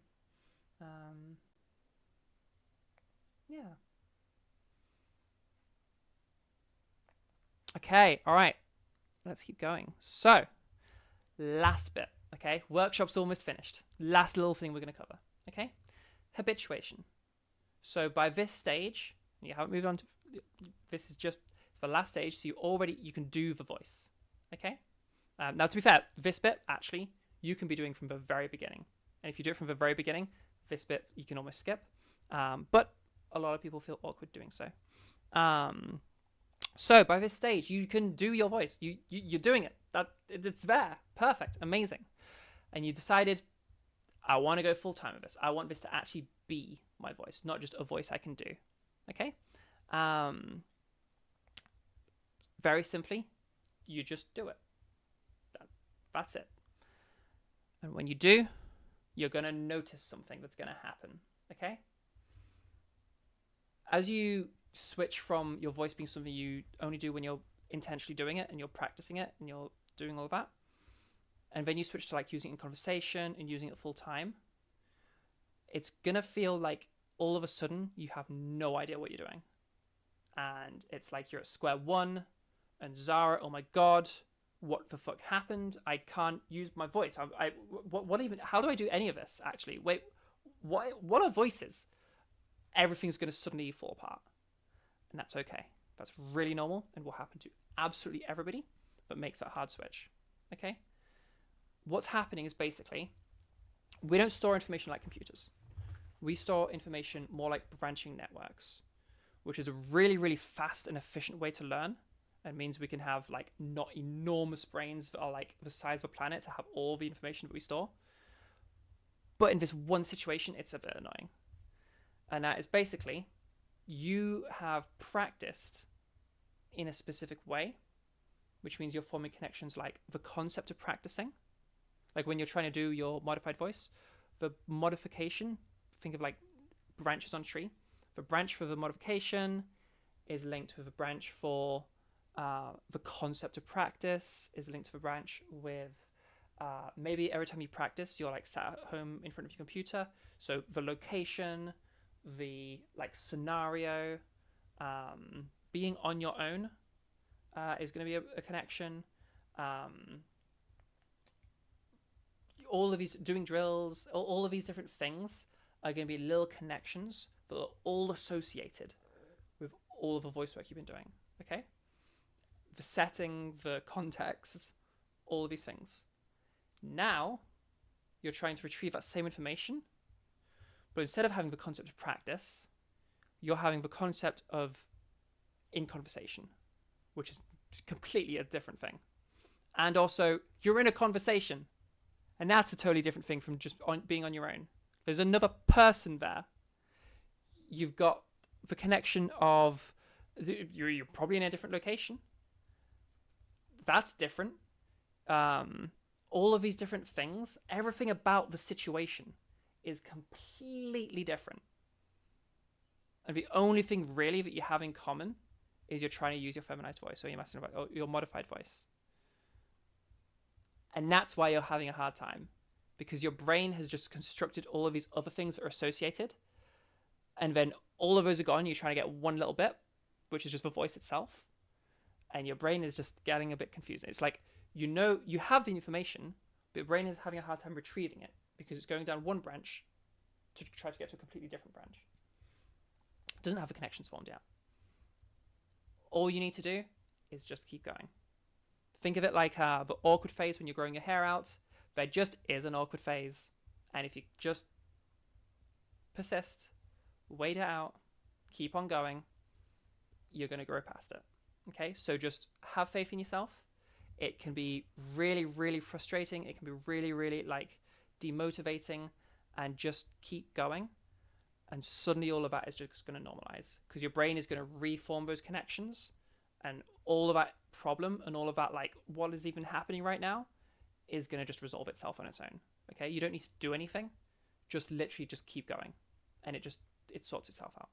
Okay, for me it was about 2 or 3 weeks for the initial like main thing, for it to be like, for me to be able to use my voice again in these different contexts, still with a lot of like intentionally doing it, still with a lot of thought going into it, and using a lot of like having to concentrate a lot, but I could do it pretty consistently again, back to the ordinary consistency that practice had. That took about 2 or 3 weeks. Then within like 3-4 months, it's kind of hard to tell when the switch actually happened, but certainly by 4 months I noticed that I didn't even have to think about it anymore. It just was the voice that I was using by default. And then after when would it have been 7 months, I took a little break from, basically it was September I think, but I took a little break from the workshops and stopped doing them for about 6 months. And I also have only had feminizing students during that period, so I hadn't been using my mask voice at all. And across that 6-month gap of not using my mask voice, I completely forgot how to do it and couldn't do it anymore. And it's only like this week where I've spent some dedicated time like relearning and basically masculizing, doing voice masculization to remember how to do a mask voice, because it had gone. And that's the process. That's what it's like. If you just completely stop using your old voice, it's going to disappear. And then even when you try to do it, you won't be able to do it. For some people, they don't want that to be the case. They want to be able to do both. And so make sure you keep your practice up with your old voice. Use it for like an hour a week. That'll do. Even half hour a week will probably do. If you specifically want it gone, never want to hear it again, just don't use it. And then you'll notice, 6 months in, like, wait, I don't even know how to use it anymore. I actually can't do it anymore. And then you just can't remember how to do it. Because it's literally just, it's muscle memory, and you no longer have a muscle memory. So once you forget your old voice, even stuff like sneezes will sound different. Yeah, even before that, as soon as your voice becomes your default voice, maybe even a little before that, stuff like sneezes, coughs, everything switches over. Even like to the extent of like, after that like 3-4 months, once my voice had become my default voice that I was just using without having to think about it, and I could still do my old voice. So 3 or 4 months. Once that had happened, even I think in words, like very much so. I'm very much a words thinker. Like I will usually, if I'm like trying to think about a problem, I'll have like a conversation with somebody in my head. That wouldn't even be in purpose. That would just be what happens because I think in words. And even my like internal monologue switched over without me meaning or attempting for it to do that. It just switched because that was just my default. I even was dreaming in that voice, Yeah. Okay.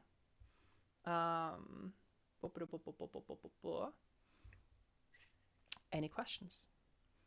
To help you with this, by the way, so that habituation, that awkward phase isn't as bad, best I can recommend, but this is difficult for people just socially, and this is entirely a decision that's up to you. The more you're using your voice outside of practice, your modified voice, the less of an issue you're going to have with the habituation, because it will just happen on its own. Hey, Beth, thanks for joining. So if you feel comfortable, like as you learn stuff, instantly like integrating it, then that's going to have you, like, you won't even have this habituation thing because you'll be doing it along the way, the whole way. Like as you're learning weight, you start just making that change to your voice full time. If you do that, one, you will learn insanely fast because you're just permanently practicing. And two, you'll never have a habituation because you're just habituating as you go along. If you're down to do that, definitely do. You will in no time get your voice, and it will just be your voice. But I know that is very awkward for people. I was not willing to do that. I don't expect you to be willing to do that. If you are, amazing. But like, it's okay if you're not.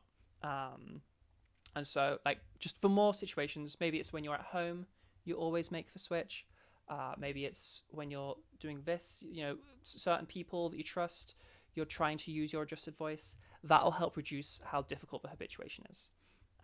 But if it comes to it, the habituation will just be a difficult bit. It fixes itself pretty quick. Just do what you can, and be like constantly reminding yourself to use your voice, and just keep trying. And the very act of trying is what fixes it. Even if you do a bad job, just so long as you can do your voice and you can do it. When you then try to use it around other people, it all falls apart as soon as you try to use it around other people. All it is just literally the act of trying to do it, and it's making the attempt has your brain starting to form those connections and like rejig everything so that you can then retrieve that information again. That's it. That's it. And by then, that's just your voice, and you've done it, and that's the whole process. And well done, everybody. We have reached the end. Do we have any questions about anything we talked about today? Before we do, the special thanks bit. Any questions whatsoever about anything at all we've talked about today? Laughing, crying, coughing, hiccups, all of those things. Exclamations, you banged your foot and you just have that instinctual all of that. all of that switches over once you're habituated, without you having to do it on purpose. I would recommend to help with a habituation, even when you have those happen, try to feminize them as best you can, and that's okay if you do a bad job. Like when you sneeze, you have that like couple of seconds when you know you're gonna sneeze, so be like, okay, I'm gonna try to feminize this. You will do a bad job, and that's okay. And don't try too hard because you don't want to cause any tension or anything.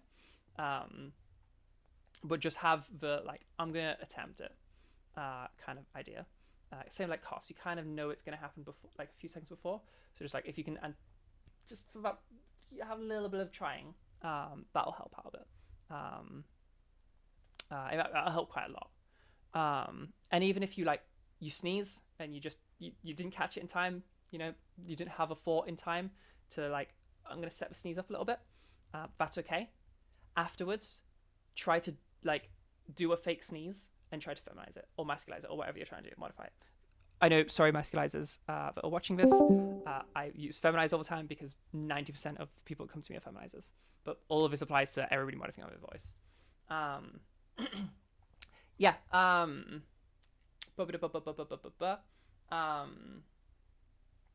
Yeah, even if you like sneeze or you cough or you stub your toe or something, and then you make the sound and it was in your old voice, just do it again in your intended voice, your modified voice. Even if you do like a bad, like you sneezed and then you just go like, oh, it was a wrong sneeze. Achoo. Yes, it's a fake sneeze. That doesn't sound like a real sneeze, but it's not really about that. You're not actually training your sneezes. You're training your brain to intend to feminize your sneezes, or to masculize your sneezes, or to modify your sneezes, androgynize, whatever. And it's more training your brain to intend it than training yourself to do it, because you already know how to modify your voice at this stage. Okay? So just like even if it's a silly, fake, whatever, do that to remind your brain and get into the habit, because it's just a habit forming at this stage. Okay? All right, let's check the chat. Fill the chat with questions. Every question you have, bring questions in the chat. Do we do one-on-one stuff? We will be shortly. We're not going to do a lot of it because I was late today, but we're definitely going to do some. Even 30-second sessions of softies are enough daily. It seems so little. It's more that it's better than not doing it. I would prefer like a few minutes. And remember, when we say daily, I don't mean 30 seconds total through the day, and I don't mean one a day.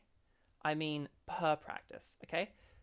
What we want is number of practices. So frequency over like how long it is. I don't know how to make that as two different words. Little and often. Okay. And even if it's so little as 30 seconds, that still counts. Okay. I would rather if you've done the 30 seconds, even if that's all you had, than have just not done it. Okay. And that'll be like significantly is like that's going to be like a noticeable difference. Even just about 30 seconds compared to having not done. Like you'll gain quite a lot actually out of that 30 seconds. So definitely take it. The person that does 10 30-second practices a day is certainly going to do a lot better than the person who did like an hour's practice a week, as just a single practice. It's number of practices. That's what we want. And as little as 30 seconds is still a practice. But ideally we want, a minute or two.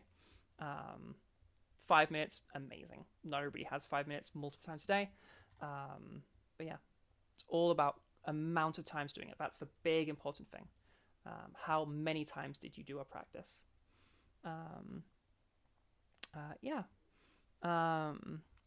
Also, yes, Sus a with wolf. I don't know why I'm struggling with your name so much.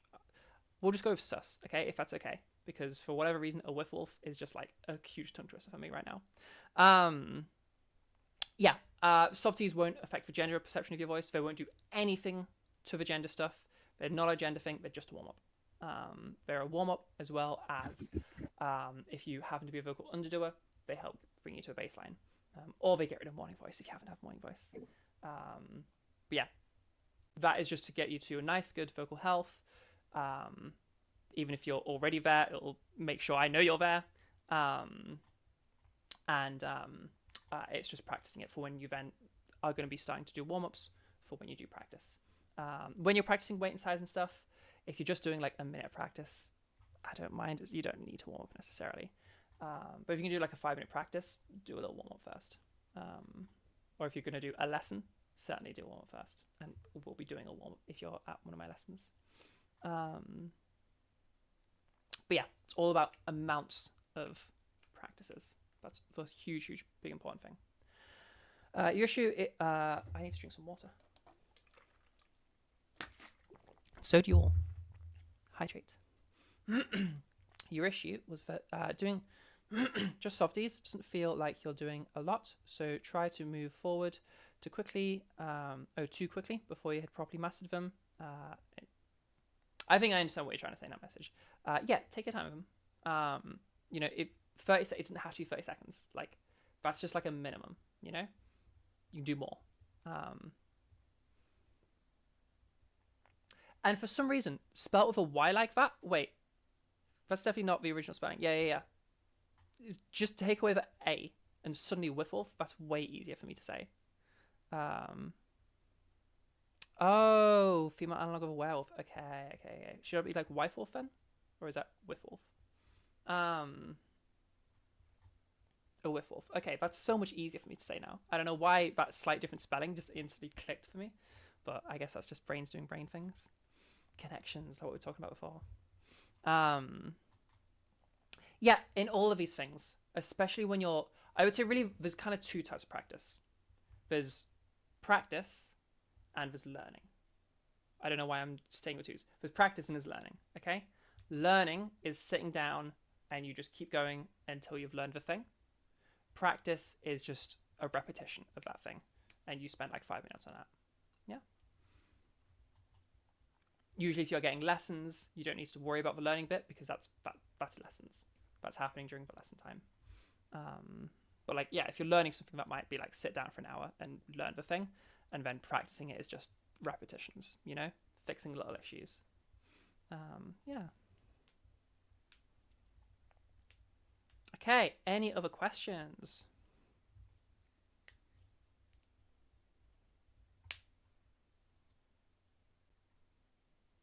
No worries, Zoe, by the way. I did see your thing there. I just didn't have time to answer your thing. Azure Light, thank you for giving the link to Zoe. I really appreciate that. And yeah, you're allowed to add me. You are all in your relative servers allowed to add me. That's completely fine. You're always allowed to add me. Doesn't mean I'll respond straight away, but it means I will know that I need to go check what you said, and I will respond to it when I get a chance. But yeah, it's always okay. Okay, so all right. In terms, okay, there's a workshop. Feel free if you have more questions. Fill the chat with more questions. As we go through our thank yous. So huge special thank yous to everybody that is one of our Ko-fi supporters. We have one of them in Trans Network right now. You may notice as we go through these. So huge thank you to our tier 1 supporters. We've got Misty, Mihuggy, Himori, Grave Rob to Maria, and Vi. I see Huggy is in the chat right now. So everybody say thank you to Huggy. Yeah, huge thank you to those people. And then also a massive thank you to our tier 2 supporters, Lan Misa, Ona, Leah, and Liv. Thank you to those people.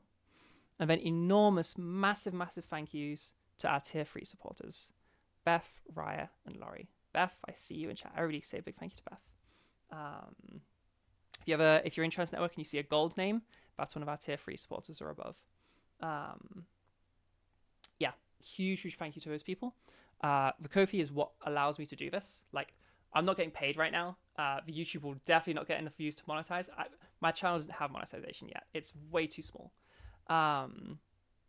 Yeah, so like the way we pay for this right now is thanks to the Ko-fi supporters. So huge thank you to those people. And if you want to like help out, then yeah, Ko-fi. That's the way to go about it. And obviously, even just watching, liking the stream on other YouTube. Like if you want to support but you can't afford the Ko-fi, make interactions with the YouTube. That's like the best way you could help there. Or even just tell more people, spread the word. That's helpful too. It's just helping the community in general, you know. extra special thank you to all of those Ko-fi supporters we just mentioned, because all of your membership subscriptions for this month, if you weren't here earlier, Beth, Huggy, they are all going to be going into for Pride Month to celebrate. They're all going to be part of a fundraiser, and all that money is going to go straight into our community funding kitty, our trans disadvantaged youth fund. So that's people under the age of 25, or 25 and under, I think it is, that due to their circumstances just can't afford lessons. Low income people. That's where that money goes to. So huge thank you to all of you. That money is going in and is being doubled. I'm matching all of those. Thank you all of you. Again, reminder, anybody that donates for all of this month, anybody that donates to the Ko-fi, the single donations go straight into the kitty, into the Trans Youth Fund, and the membership subscriptions, they go in and get doubled. Okay, so if you sign up at tier 3, which I believe is, Beth, tell me if I'm wrong, 25? I'm pretty sure it's £25. So if you sign up with a tier 3 subscription, that £25 becomes £50, and that's what gets... Sounds right to me. Yeah, cool. Thank you. That becomes £50 in the key. Huge thank you to all the people that currently are subscribed. And if you want to help support Trans Network, you want to help support just the trans youth and help with their lessons, send over to Ko-fi. Okay, and obviously the subscriptions are going to be the most efficient way to do that, I guess, because I'll match all of your contributions there. Okay, so let's do that open Q&A you've all been waiting for. So top priority goes to the Ko-fi. Anyone that has a Ko-fi membership, so everyone on this list gets to go first. Would any of you guys like to go first? It's okay if not. Otherwise, we will open it up. And Bonnie, yes, you will be the first of everybody else.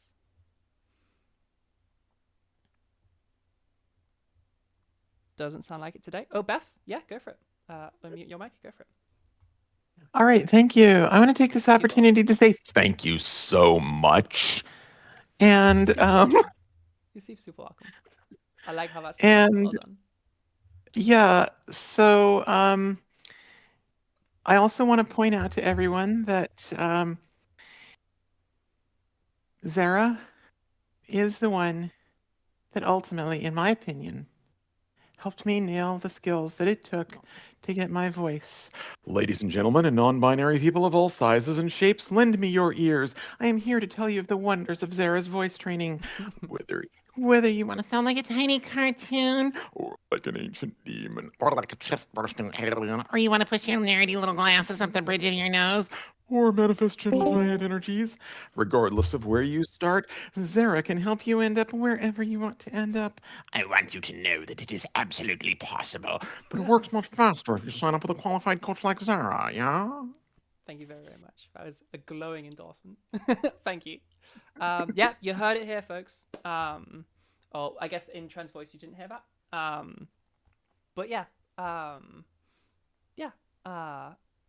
You can also get lessons with me. I charge £35 for private lessons. Public lessons are currently at capacity, but those are £15 a lesson. Lessons are 55 minutes. And glowing endorsement from Beth. Thank you so much, Beth. It seems like it helps some people.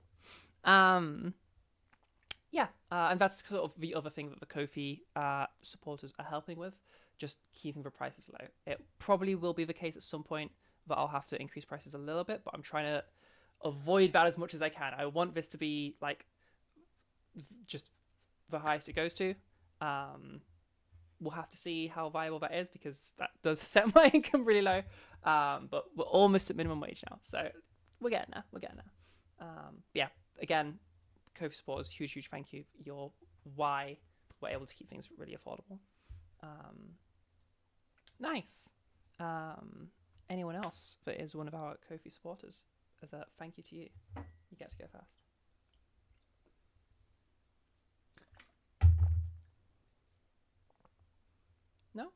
Okay, all right, let's open the floor. So, to lay out how this is going to work, Bonnie, listen up. Essentially, because we're in 2 different Discord servers, we're in Trans Voice and we're in Trans Network, you guys can't hear each other. And there's not really a way that can do that if it doesn't cause echoing to happen in a really huge way.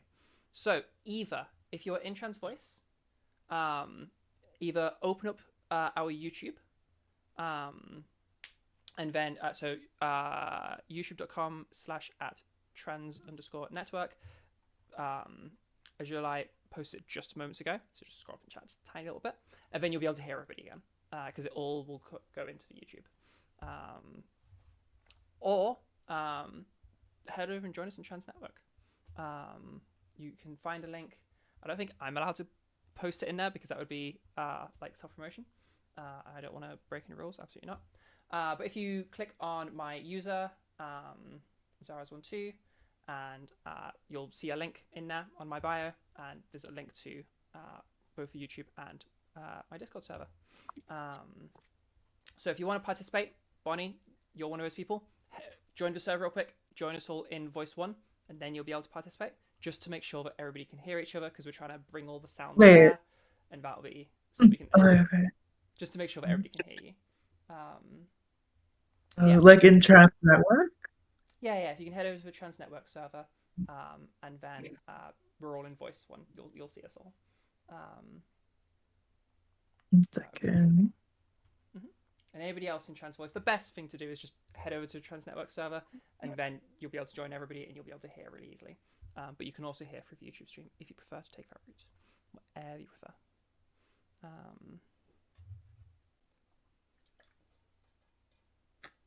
Okay. Yeah, so the only solution I'll be able to find to the audio thing. So yeah, we'll just oh, hi Bonnie. Okay. Perfect, well done. Hi. Hey, how you doing? So yeah, Trans Voice, if you can't hear right now me talking to Bonnie, the reason is because you need to head over to Trans Network, and then you'll be able to hear properly. Okay, Bonnie, how can I help you? Okay. So like I'm like nervous. But like Okay. basically like when I speak for like a good like okay, I have like 2 things. When I speak for like a while, like it starts to like kind of hurt like in my upper area like of my voice, like you know like the upper third Like kind of. around here-ish. Oh, let me see. Wait, could you like point towards it again? Yeah. Oh, my OBS recording just stopped. That's okay. I Oh, need to buy a new hard drive, I guess. It's already full.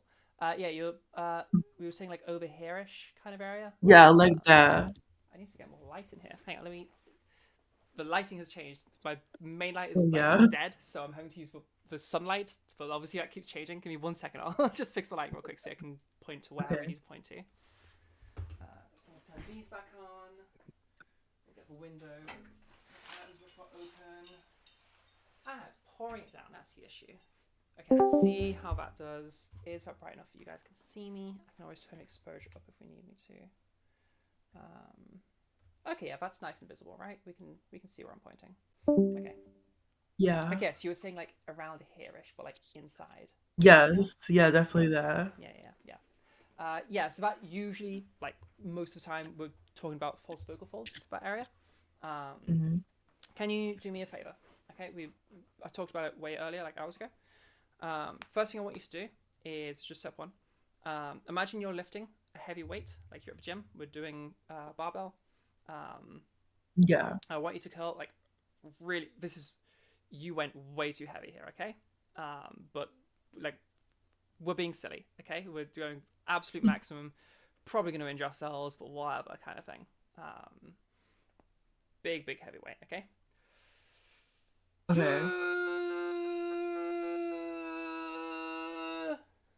You go, give that a go.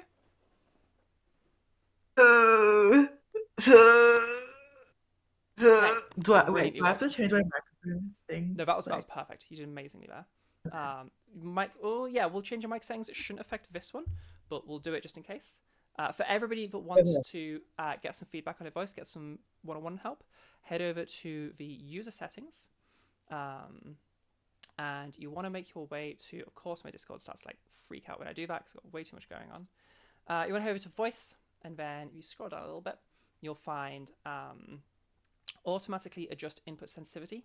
You want to turn that off, and then that will give you access to that bar at the bottom, and drag that all the way to the left. Okay, as you hover over it, it should say -100 decibels. Then below that, noise suppression, you want to set to none, and then below that, echo cancellation turned off. Okay, if you got all three of those, totally fine. Totally fine. The input sensitivity to like all the way to the left. All the way to the left? Okay. Okay. Perfect. You can tell you didn't back right because you'll have that green circle around you. Yeah. Okay. Echo cancellation turned off. Noise suppression sets. Yeah. Perfect. Okay.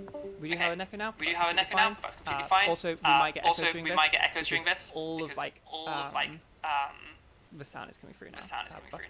That's what we want. Okay. So now, when you're lifting that heavy weight, what I want you to do is don't go quite as hard this time. Not quite as heavy the weight. Go breathy. Okay. And start talking. Don't go as hard because this can be quite brutal. Okay. Okay. All right. Give it a go. Wait. So heavy weight. Get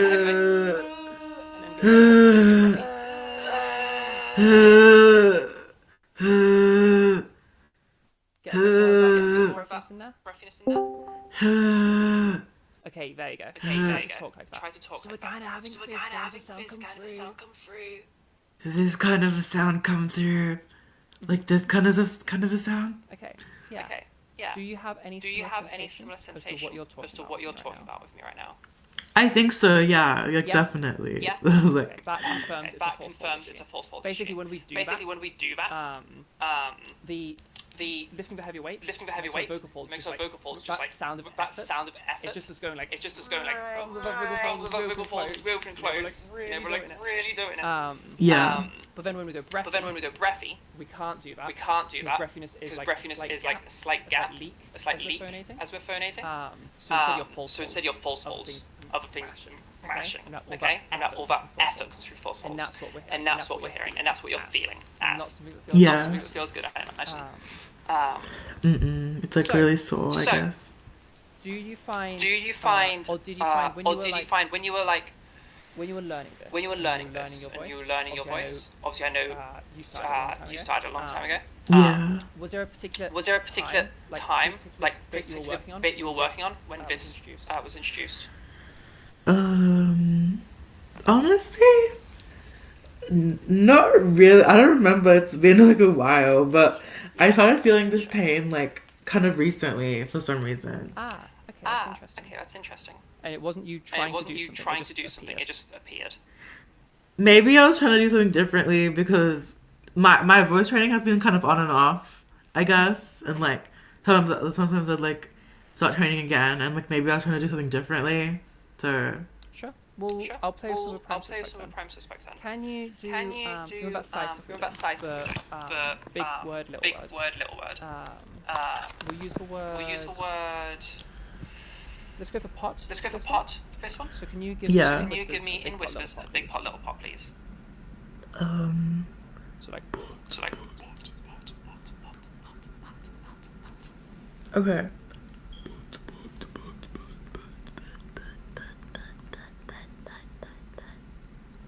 Was a little bit sneaky in there, just those last ones.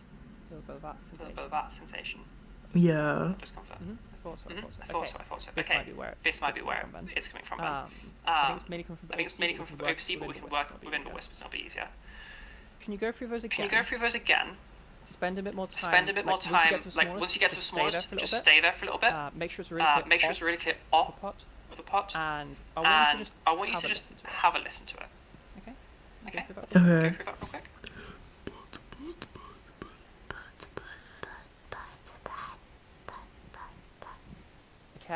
Okay. Now, did you hear that? We had one that really went a little bit crazy. Yeah. The whispers are getting louder, and they're getting more intense. They're kind of going from like.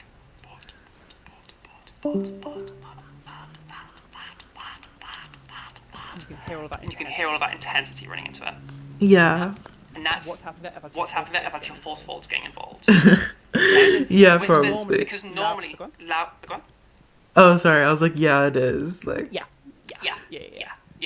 Because normally loudness and like that intensity comes from your proper vocal cords, your true vocal Of course, now that I've all the lighting up, all the lighting now up, the sun now the sun just just like like blasts blasts through. through. Wow, I And look really wow, I look really bad. Okay, hang on.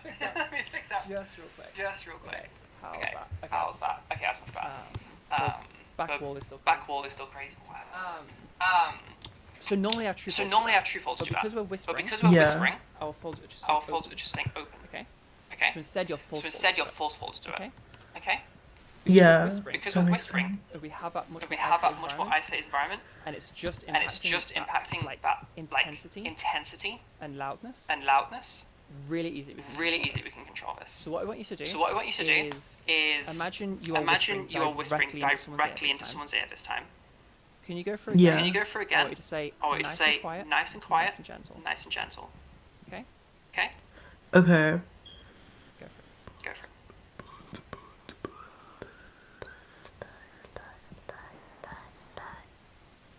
Nice. Okay. Little bit snuck at the end there. But But does that feel gentler? No, yeah, definitely. Yeah? Okay. Yeah. Definitely. Okay. There's your homework. There's your issue. Okay. Play with that. Play with that. Really play with like see how quiet you can go. I want you to go for as quiet as you can go while still being able to clearly hear yourself. You need to be able to hear it still. As quiet as you can go. Sounding nice and gentle, no harshness to your voice. Yeah. Play with that. And add a phonation test at the end. And you should find that speaking is much easier for you. Okay, awesome. Yeah, Just give a full thing back. Can you give me a big pot, little pot? Bring it into that Okay, phonation okay. test. So we have a long stretched out one. Where we turn the sound on. And then from there, tell me about how your day's tell me about how your day's been. Wait, Trying to like, keep that gentleness through it all. wait. So I do big pot, little pot, and then I tell you how my day's been. So big pot, little pot. So big pot, little pot, phonation test. So we go like.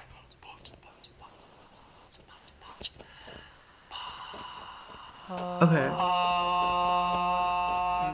And then keep that lack of like force as you Yeah. continue through your talking. Okay.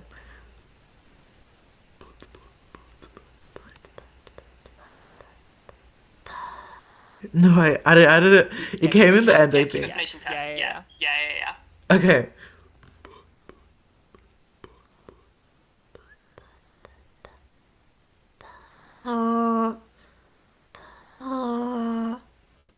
How are you finding that? Was that? Wait. Was that good or? How'd it feel? How'd it feel? It felt a lot better, but Yeah. like. Yeah. That was also way smaller. Like, Okay. Like part of what's happening here is is sort of as you're going smaller. imagine it's a path. it's a Okay. path. You're going along the path, You're going along the path. and then you're diverting along the side road you weren't meant to go down. And that side road is you, instead of going smaller, activating your false folds. So now Yeah. you're So now we're activating not your activating your false folds. you can go a bit further. You can go a bit You can further. smaller. And you get a bit smaller. So added bonus. So added This might help you get that This might help you get that tiny tiny voice you're after. Okay. Okay. There's your homework. Keep There's playing your with homework. Keep it. playing with Practice that. it. Okay, Practice thank start you. using it in your Start voice. using it in your Yeah, voice. no worries. Yeah, there is. Thank you. No problem. Another person helped. Amazing. Would anybody else like some help with their voice?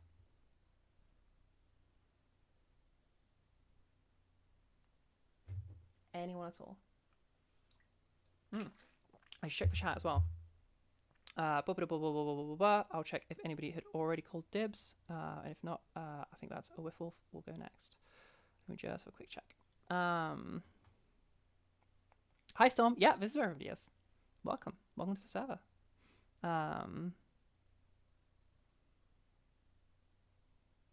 Yeah, she is the same same person.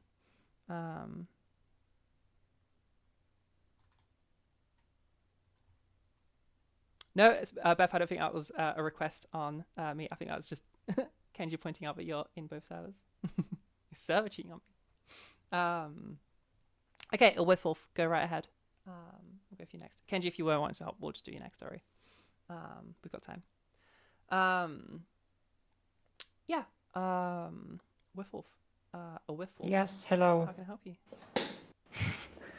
Wow, you said the entire thing. Almost. I've been practicing in my head. Yeah, okay. Yeah, so I don't know, I didn't really have anything particularly in mind. Mm-hmm. I mean, I guess I have some brainworms, like, like, oh, I kind of sound like a man, right? Like the standard brainworms, right? So like like just generically, like, what would you, like, how would you go about like dispelling that for me, or like help me work on stuff with that? Are you asking how to deal with brainworms, or are you asking how to change something about your voice? Because those are like different questions. Like, let's do the second one. Like, how do I change stuff about my voice? I guess. Okay. Yeah. Is there anything specific? Like, you're what wanting should to I change? Okay. That gets down to it. Okay. Yeah. I can only answer that question with a question. What are you looking for? What kind of voice are you wanting? What kind of voice I want? Like, What's the goal? I mean, I like. There's some people on YouTube that I watch that Yeah? whose voice I like. Some of them I can do, like, some of their voices I can do better than others. But like some of those voices are kind of in the territory of like, oh, I'm settling for this. Sure. What? Okay. Yeah. Which of those, or is there one of those that's like, that's the voice I want, or there's some quality of their voice that you really want to integrate into your voice? I don't think I have any one voice that's like, oh, this one is perfect. I want to lift this whole cell. Can you give an example of one that has, there's something about it is like you want to take something from their voice? Just one of them.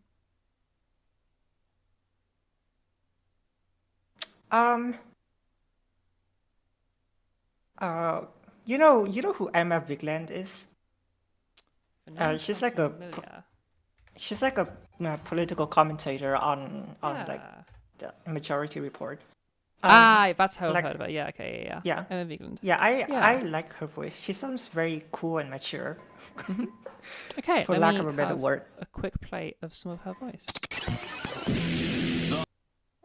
We're looking for not that dude who I think is called Sam. Who's hanging the balance? No, not you. Sam Cedar, Cedar, like the a- namesake of all this the show. and more Yeah. Tuesday. says Emma Vigland, and when Okay. she says it's Tuesday, you know it's Tuesday. Of course, we've got two guests on. It's She not apparently Tuesday, but has it is her own election show day. where she talks on about YouTube sports. this right now. Let me do this. YouTube, let me know if this creates an echo for you. It shouldn't, but let me know. Wait, I can mute you on Discord. So everybody get out and vote. and Everybody like- get out and vote. Yes, if you are in one of those states, we're going to be talking to Daniel McKinney about Sam, some of go the away. that will happen, and then from the UAW, we will talk about him. In the meantime, primaries, of course, Get a bit My better. God, Sam, have shut a up. particular Here we go. It's such a cynical way of view voters, and it should not shock you that she's a Democratic consultant. I was looking this up before the show. She has her own. Okay, so you were saying it's like a more mature voice, and that's what you like about it, yeah? Yeah. Okay. Let's see if we can hone in on some of what makes a voice sound more mature to you. And don't worry about like correct terms or anything, just subjectively, in your own words. What words come to mind when you think mature voice? But you're like hearing them. I don't know. Okay, I'll throw some out towards Like maybe I don't know. Part of it is probably due to the way she looks. To be honest. potentially. That's okay. Yeah. So one thing I noticed about her voice is she has a little bit of a deeper voice, kind of like I do. Do you feel like that's something that's part of it? Might not be. I'm just throwing things out. Very likely. Not likely. Okay, no worries. Own a consulting firm, and it's called Podium Strategies, and she is on air. And this should be a Oh, you like that bit? Something about like her cadence as well. That's what I was going to ask about next. Oh, the cadence too. Okay. So one thing I noticed is on those words specifically, she has fry coming into her voice sometimes. Do you notice that? Little bits of vocal fry. Play it again. Consultant. I was looking this up before the show. She has her own consulting firm, and it's called Podium Strategies, and she is on air. And this. You notice that fry? Could that be a part of it? Might not be. I don't think so. No worries. I'm just going through these words now until we find the right one. The cadence you mentioned. So her voice is very like up and down, and you quite commonly hear that in YouTubers, especially if they're like presenting something, because like they're bringing more expression into their voice. Which I guess it's because she sounds very polished. I guess. Which makes sense. She's like a host, right? Okay. So part of it, could it be like clear pronunciation, like very well-formed words, and very like no like everything is being spoken exactly as you would see it in a dictionary, kind of thing. Yeah, probably. Okay. So that could be something. Whoa. Okay, Kenji spouse. What are we doing? Use resources available. You stick to bullying non-person trans people. What is going on here? No, what is happening? Who are you responding to that? Nobody seems to be doing anything. Okay. I think Beth was just telling you that there is a workshop that happens, and that it started 4 hours ago. That seems to be all that's happening in the chat. Certainly, if this is beef that's outside the chat, we'll keep it outside the chat, please. Yeah. Okay. Appreciate it. Okay, cool. Okay, so it's sounding like a lot of it is just like really nice pronunciation of your voice, of your words. So that could be something to work on. I would say, especially when you go towards, this is gonna be a really big one for you, Sussa Whiffleff. When you're working on your size, really watch for vowel warping. Okay, make sure that every word you're whispering sounds exactly as you intend it to. Okay, so pot is a very clear pot. It's not like pot or like pot or anything like that. It's pot.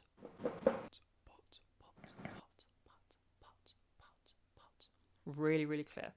Yeah? That's going to be the first thing I would say is like the common one that's going to bring you away from this. Okay? Looking beyond that, part of it is going to be much more of an intentional one, just intending to sound really clear. You can try as an exercise to bring you in this direction. Have a go at this obviously isn't what you're going to be like doing per se, but just as a role play, imagine you're going for a really posh voice, like really, really posh, and try to sound really posh. Posh like British? Depends on what clear pronunciation means to you, and whatever posh would mean in your accent. Assuming that's what you're going for. Are we going for like, are you wanting any accent change, or are you sticking with like sounding like you have your accent from where you're from? I mean, I don't sound like the people I guess I just live on the internet too much, so my accent doesn't really correspond to my geographical area that much. Like it still does a little bit, but I like it's not a big thing for me, I guess. A very clear voice. Does that clarity interact with your accent in any way, or is it just going to be like all of the vowels are like the correct vowel sort of thing? Like wolf is wolf, it's not like wolf or something like that. So like the question is like how much of it is like when you're the thing accent liking in her voice. Is it like that clear sort of thing you're talking about that gives that maturity? Is it about really precise speech that's said very clearly? Or is it more like does it have anything to do with her accent at all? If I'm honest, it probably does have something to do with her accent. Okay. But it's probably not all of it, right? Okay, potentially. I think the first place for you to work on is very clear pronunciation. Slowing your speech down can help as you're learning it, and then like build up. What do you think about the speed of her pitch? The speed of her speech. Should be a disclosure. If you're a Democratic consultant and you're talking about a campaign like Pladner or Abdullah Syed's, it should be said that your whole your pocketbook. What do you think about that speed? Or do you not care? The speed? Just the speed of her speech. Like compared to mine, I don't think it's that different, right? Yeah, that's probably Maybe it's just a little slower. Is that a thing that is relevant to you? Is that like something? I mean, possibly, but these are all me throwing just random things at you. So entirely. Okay. So what about like I feel like her voice sounds very how do you say smooth? Okay. Like there's not a lot of like random crackling or like. Yeah, okay. So there's something that can be a really big thing. So there's usually two main components of that. It's going to be a combination of the voice being very, very stable. So like it never cuts out or anything, or it never has like moments like it accidentally like the sound just goes away. Very, very stable. And then also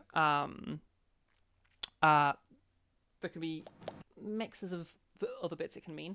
It can mean her voice, you might notice, it's not totally like completely light. There's a little bit of weight in there, but just gives it that little bit of an umph and a bit of assertiveness. That might be part of what you're noticing there. It could also be that you don't really you hear little bits of fry, but that's really the only modification that you hear. Other than that, it's a voice that doesn't really have, like if I go back to this slide here, we don't really see, and like we could expand that list, like we don't really hear any nasality, for example. It's not on the list, but like, you know what I mean? We don't hear any breathiness, we don't hear no like modifications are happening on that level. There's no extra things happening. It's just a very like clear, nothing to interrupt that sound. Could that be part of it? So like no breathiness, no twang. Like that's what you're saying. Twang, no nasality. Like her voice is just like very, like no extra things in there, sort of thing. It's just like she's very like cool and no nonsense and. Yeah, I guess that's probably part of like the perception of being mature. Okay. The wording you used there as well has me wanting to probe on. She does have a much more what's the word I'm looking for? I said it earlier, and assertive. She has quite an assertive voice. Like she's making a point, and you're listening to it. Do you feel like that's part of it? Yeah. Okay. Okay, that sounds like that's a big part of it based on your reaction there. Okay, what that's coming from is, and this might be part of what you were hearing with stable. Let me replay just a little bit to recap us all. She has her own consulting firm, and it's called Podium Strategies. And she is on air, and this should be a disclosure. If you're a Democratic consultant and you're talking about a campaign like Plaid. Okay, so as you hear her talking there, now she has her expressive moments where she's telling the audience like to be emotional about something.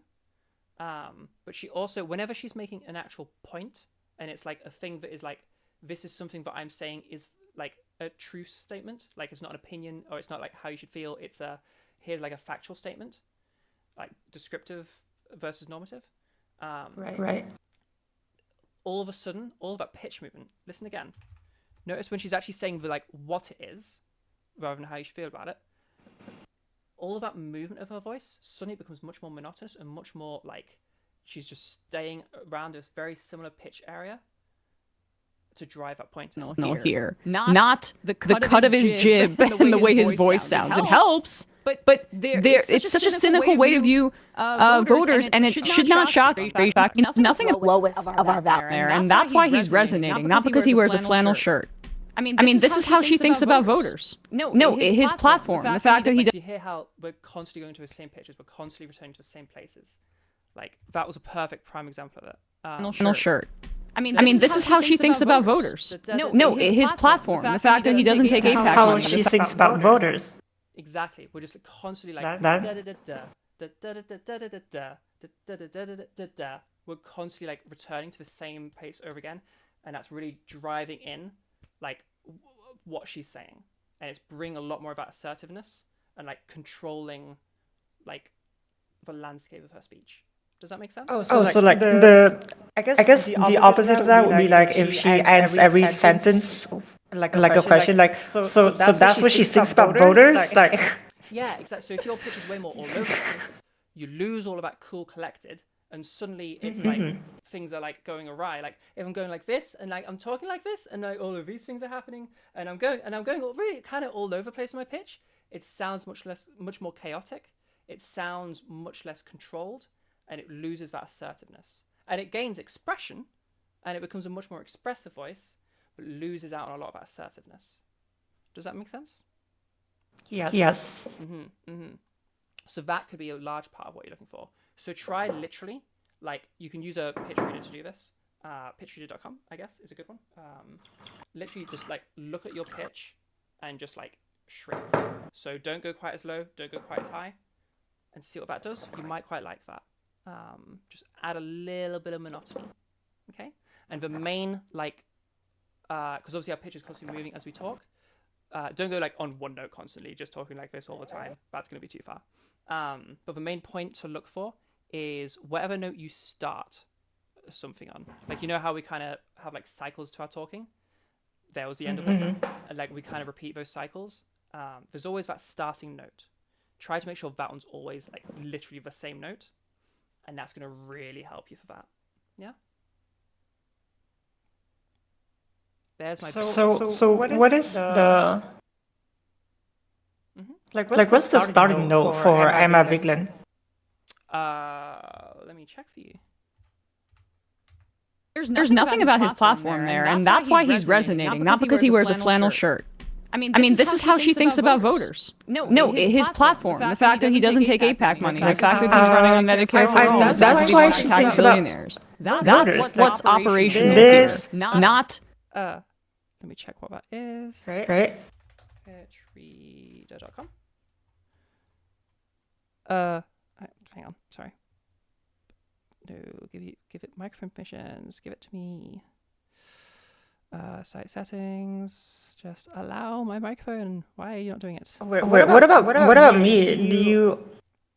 Do you hear like a starting note in my speech? Let me get this up for you, and I will be able to tell you in just a second. Okay, there we go. Okay, pitchreader.com. Okay. I also have a piano. Oh, nice. Okay, that's gonna be super useful.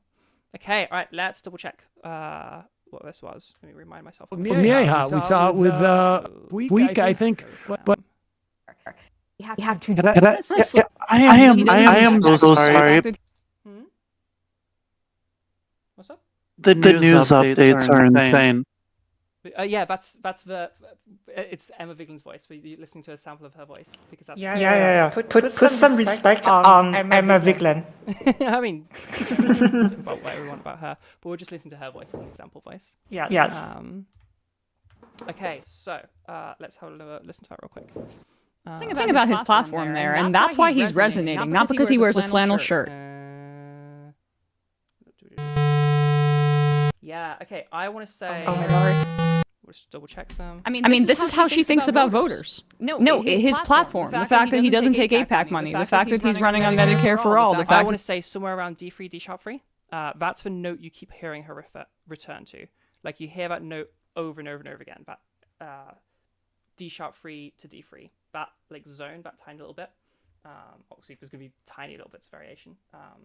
I want to say generally closer to D3 than D sharp 3, but that's going to be the general area we're going for. Yeah. Okay, so there's, I would say, okay, there's a few things. Start playing with clarity and like just saying your words really, really clearly, really like clear pronunciation. Play with compressing your pitch variance and keep returning to, if you want to go for hers, that D3, okay? It being a slightly lower pitch as well kind of really helps with that assertiveness as well. And then the other one is you can hear He wants to tax billionaires. That's what's operational here. Not you can hear a little bit extra weight in her voice. Go for, when you're doing your weight stuff, go ever so slightly heavier. Not by a lot. We're talking like on a scale of 1 to 10, you're moving up by like 0.5. Add a smidge of extra weight, and that might get you to what you're looking for. Or actually, so that's not necessarily comparing your voice. That's just saying what's in her voice. Obviously, then like listen for those things, compare it to your voice, and add as you feel necessary. Yeah. Okay. Yeah. That's really helpful. Thank you. Nice. No worries. Any follow-up questions on that? Hopefully that gives you a place to work on. I was like I don't really have any other question other than like from what you can hear my voice like how far are my parameters from her, like is my I would say weight add some extra clarity into your voice. That's gonna be your main one. Maybe the tiniest bit of weight, but it's not gonna be much. And I think you're probably okay on the pitch stuff. But be your own assessor on that, because that's going to be a way more subjective thing, and what I might think is like right might not be quite what you think is right. But like that style becomes really, really subjective. So have your own thoughts on that as well. Yeah, that's where I'd push you in that for that. Okay, I'll work on it. Thank you. Yeah, no worries. Fab. Alrighty. Who would like to go next? I feel like there was somebody had dibs. Yeah, Zoe, were you wanting to go next? Oh yeah, Bonnie, you said help him scared. What's up? Are you good?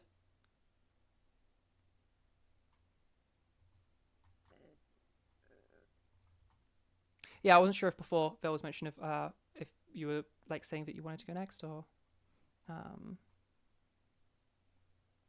worries if not. Who is still here? Oh, Bonnie's not here. That's okay. Hopefully Bonnie is a-okay. Hey, how Oh my god, I hear hearing that. Oh, wait, yeah, sorry, wait, that's my fault. Hang on, I forgot to turn it off. Okay, sorry, you will not get an echo anymore. My bad. Yeah, absolutely, you can go next. I just forgot to turn my setting off, but sound goes back through my mic. Oh, that was horrible. That's how we were doing the anyway. thing. Yeah, sorry, go right ahead. Yeah. You're good. Yeah, is there any way you could help me? Yeah, of course. How can I help you? For voice feminizing. Yeah, what specific issue is it you want help with? So I have a really hard time dealing with like aesthetic versus auditory output. So like how my voice sounds versus how I look. I don't want there to be like a big mismatch. But I do want my voice to be like more feminine, I guess. Okay. Do you have anything specific in mind? Like beyond just feminine, what kind of a voice do you want? Are there any voices that would be like examples of like, ooh, maybe it's not like one voice where it's the voice, but maybe there's like a collection of voices where like this from this one, and this from this one, and this from this one. Do we have anything like that? Yeah, no, I don't really care about like what theme or manner of voice. I would just prefer more of a female voice, so to speak. Okay. That's actually I don't care if it's a manly female voice or a womanly female voice.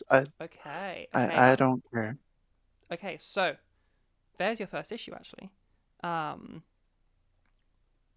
We haven't.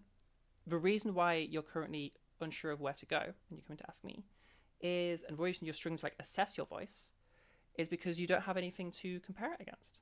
Because like, how can we say if we have successfully done something if we don't know what something means? So I think that's your first thing.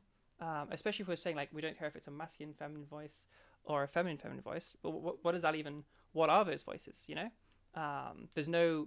That's not a voice. That's like a collection of voices. So there's no way for you to be able to know if you're doing it right, because there's nothing to compare against.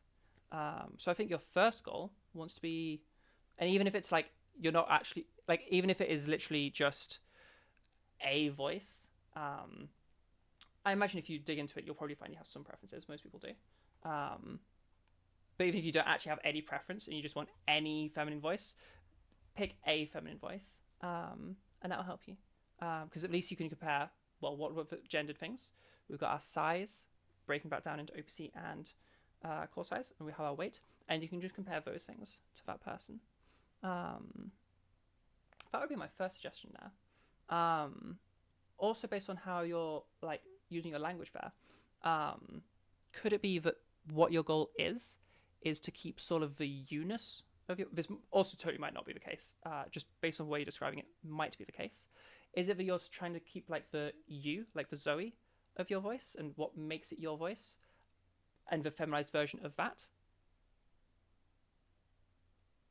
Is that a thing? That's kind of my perspective, yes. Yeah, okay, yeah. I wanted the same thing. I did the exact same thing. Do you have an idea of like how feminine you want it? Like, do you like really hyperfem? Or maybe you want just like a really like sort of typically feminized, like very average amount? Or differing from that? Have you ever seen like the movie Encanto? I was thinking like the buff older sister from Encanto. I vaguely remember Encanto. Let's see. So just kind of like butch, but you know, female. Yeah, the big strong one, right? Louisa Madrigal. I'll throw a picture in chat so you can tell me if it is the right one, but if it's the strong one, then it's this one, I assume. Copy image, paste in chat. This one? Yeah. Yeah, nice. My dog is going to start barking because my housemate has just got home, and that will stop soon. Sorry about that, everybody. Okay, let's grab a little sample of her voice. We'll have a listen to it. As you're listening to this, see if you can think about like, don't worry about correct voice terms or anything. Just what do you like about her voice? Just subjectively in your own words. As we all have a little listen together. I don't want the singing bit. I want her actually just talking. I can't just talk about myself. I'm only part of the amazing Adriana. You're not gonna leave me alone, are you? Oh yeah. So many stars and everybody gets so. She let us hear so many years. Have I put it right?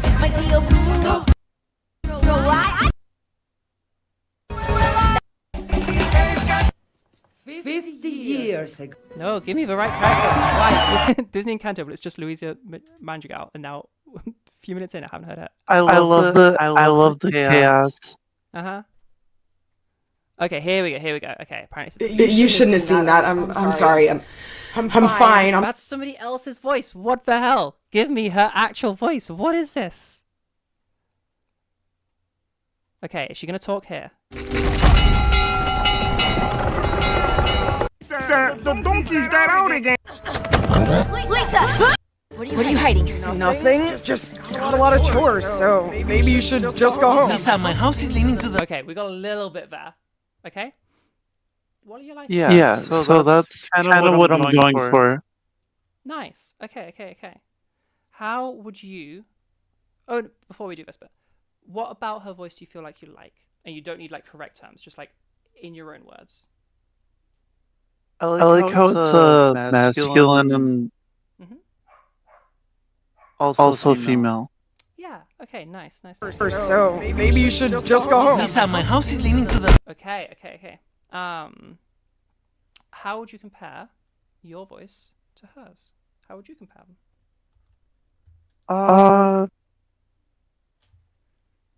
I'd say it sound more like a. I don't know, just like gay male. Okay. Not really like. Yeah. Okay, that's very useful specificity there.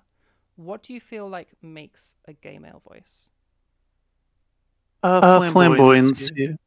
Okay. The exaggeration of like the last syllable. Okay, that's amazing specificity. All right, have another listen to her voice real quick, and I'm going to point something out in it, okay? Thing just got a lot of chores, so maybe you should just go home. Lisa, my house is leaning to the. Okay. Laura said your eye was twitching. Okay, even more. Louisa, we just... No. Just tell me what it is! Okay, whatever. We have a tiniest little clip of her voice, and she's also lifting something, so she sounds like she's lifting something, but whatever. Okay. Do you notice how... do you notice what pitches she's roughly using? Like, how would you describe the pitch of her voice? I mean, I don't know, like the actual key. Pardon? Like, what do you mean by like pitch? So like kind of like notes on a piano. Yeah, it should probably be like the first or second. First or second? What do you mean? Like from the deepest octave. Oh, sure. So like lower pitches, we're saying. Yeah. Okay. All right. Let me grab for you what her pitches are specifically. Chores, so maybe you should just go home. Lisa, my house is leaning to the. Dolores said your eye was twitching. It never twitches. Something's making you nervous. Control better. Let me get that note. Nothing. Just got a lot of chores, so maybe.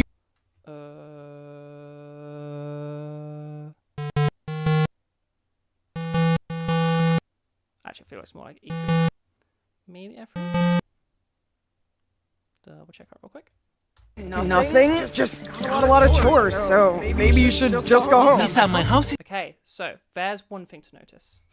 We're around sort of like probably E3. We're around E3 pitch, and we are moving around a little bit in there.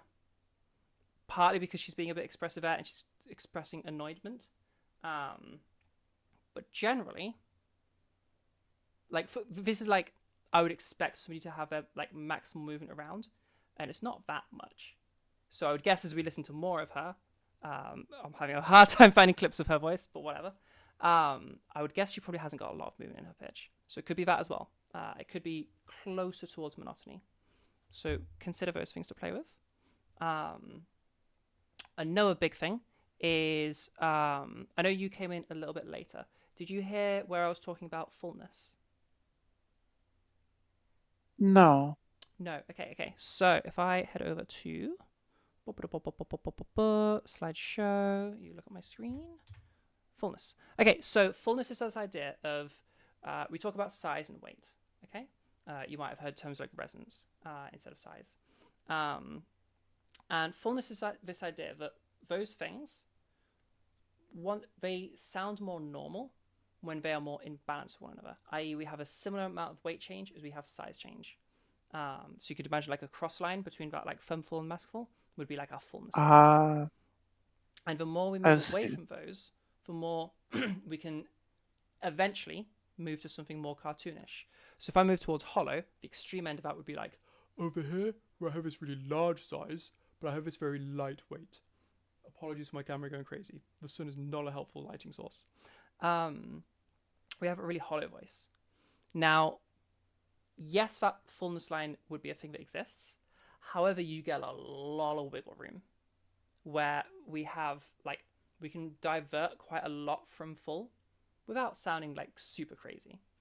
Now, if I was to say her voice sounds a teeny bit hollow, can you hear it? And here's a lot of hollow. A lot of hollow sounds like this. If I was to start reducing my size a bit, we start moving towards this kind of an area here. And obviously as I continue, eventually I'd meet like fully full. Little bit of hollowness. Not enough to be hollow, but just deviating from full a little bit. Nothing. Just got a lot of chores, so maybe you should just go home. Lisa, my house is leaning to the... It's like a little bit larger. Do you hear that? Yeah. And not a lot, but a little. No. What do you think about that? Do you like it? Or is that just a thing that's in her voice that's not the thing you're looking for? No. I like it. Like, for context, I am 6'3" and I'm 250 pounds, so I naturally strive for like a deeper voice to match my I guess geometry of my body. Sure. So I would say that's probably something that you're looking for. That slight increase, and maybe that actually reflects quite a lot of what you're saying, because you're looking for that reflection in like you're describing yourself as larger, and you want to sound a bit larger. So let's be thinking about actually like the size of a voice and sounding literally larger. I would guess maybe it's not even the hollowness per se. Maybe it's just largeness. So when you're doing your side stuff or your resonance stuff, don't quite go all the way. Go just a little bit. I would mostly suggest play around with OPC. You could even do something really crazy and have like a small core size, but have OPE, where we're going to be opposite of OPC. Just play around with that as like a variable of like different amounts of it, or even doing the opposite and going to OPE. That, I would guess, is probably what we're looking for you. I reckon that's going to be giving you what you want. I appreciate that. Thank you so much. Yeah, you're super welcome. You're super welcome. If I was to say, I'm not going to tell you what this means. These are going to be words that don't actually make sense, but potentially convey meaning. If I was to say, do you want like kind of rounder sounding words? Does that mean anything to you? Like less sharpness? Maybe. I don't mean sharpness by the or technical dullness. But yeah. Yeah, I guess I do convey things a bit like oblong. Do you want to convey them oblong? No, I mean honestly, I was deaf for a few years, so that kind of impacts me. Okay, no worries. So yeah, I guess roundness in the form of like enunciation and the like. If it allows me to speak more eloquently and articulate myself in a manner that's accurate towards myself, I'd be okay with that. Okay, we brought up a new thing there of like speaking clearly. That sounds like something you definitely want. So definitely keep focused on that. I'm not hearing any issues in your articulation whatsoever. I don't think that's something you need to be working on. Certainly, you can if you want to. I don't know how much more you could be articulating correctly. Yeah, when I say roundness, I don't actually mean like round words per se, even though that's a word I said. But often people describe OPE as like, because they lack words to describe it, because it's just a difficult thing to describe. They say it kind of just sounds like roundish, or like the OPC kind of sounds like sharpish or pointy-ish. It's just language people often use. So if that's that vibe of like more circle sounds good, then maybe that could be more evidence that that oropharynx stuff is where you want to be focusing. Yeah, I think that's my big suggestion. I think that's going to be the main thing. Play with oropharynx stuff. I think that's probably going to be what you're looking for. Going for like a slightly more expanded. Okay. No worries, I appreciate that. Thank you so much. Yeah, no problem. If you want help with how to do that, if you watch the VOD, there's a segment on it. No, yeah. Yeah. Nice. Fab. All right. You've helped another one. Thank you. No, you're so welcome. Sick. All right. We're going to probably wrap up there because I have a private lesson starting in 15 minutes. So we're going to have to wrap up.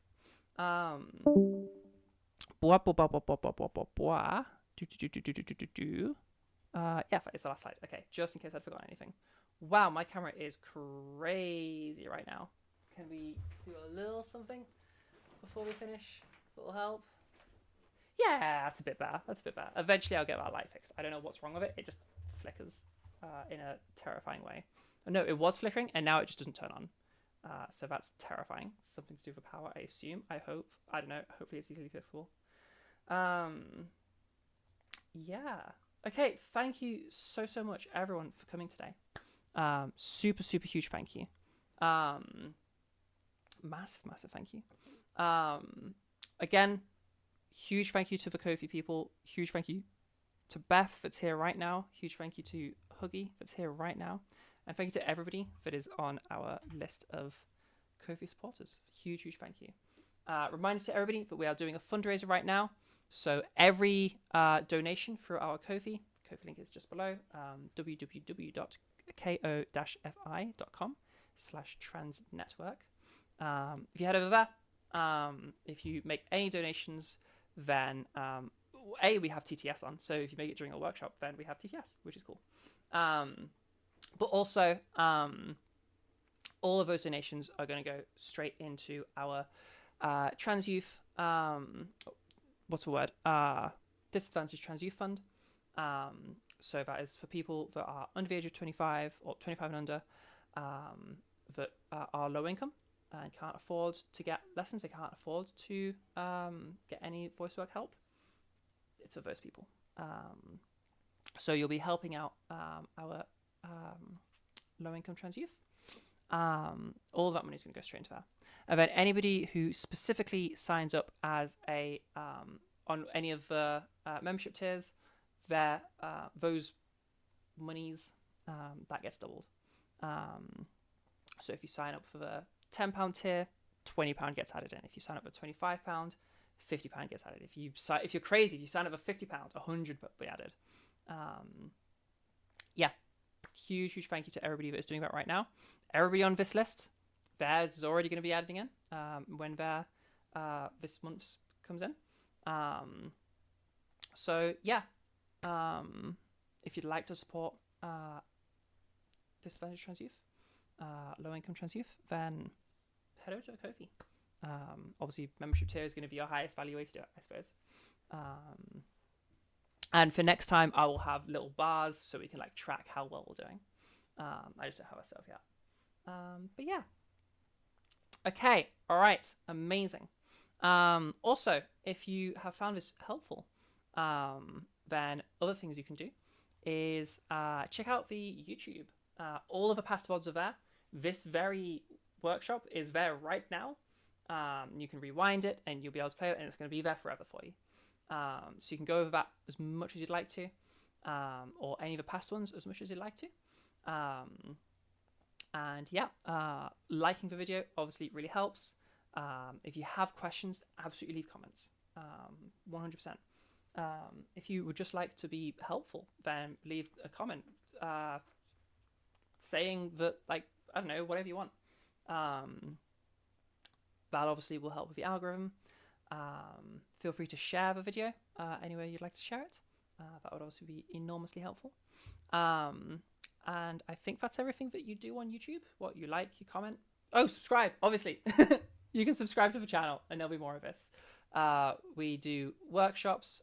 Normally we do them every 4 weeks, but right now for Pride Month, we're doing it every week. Yay! So every single Wednesday of this week, we will be doing a workshop,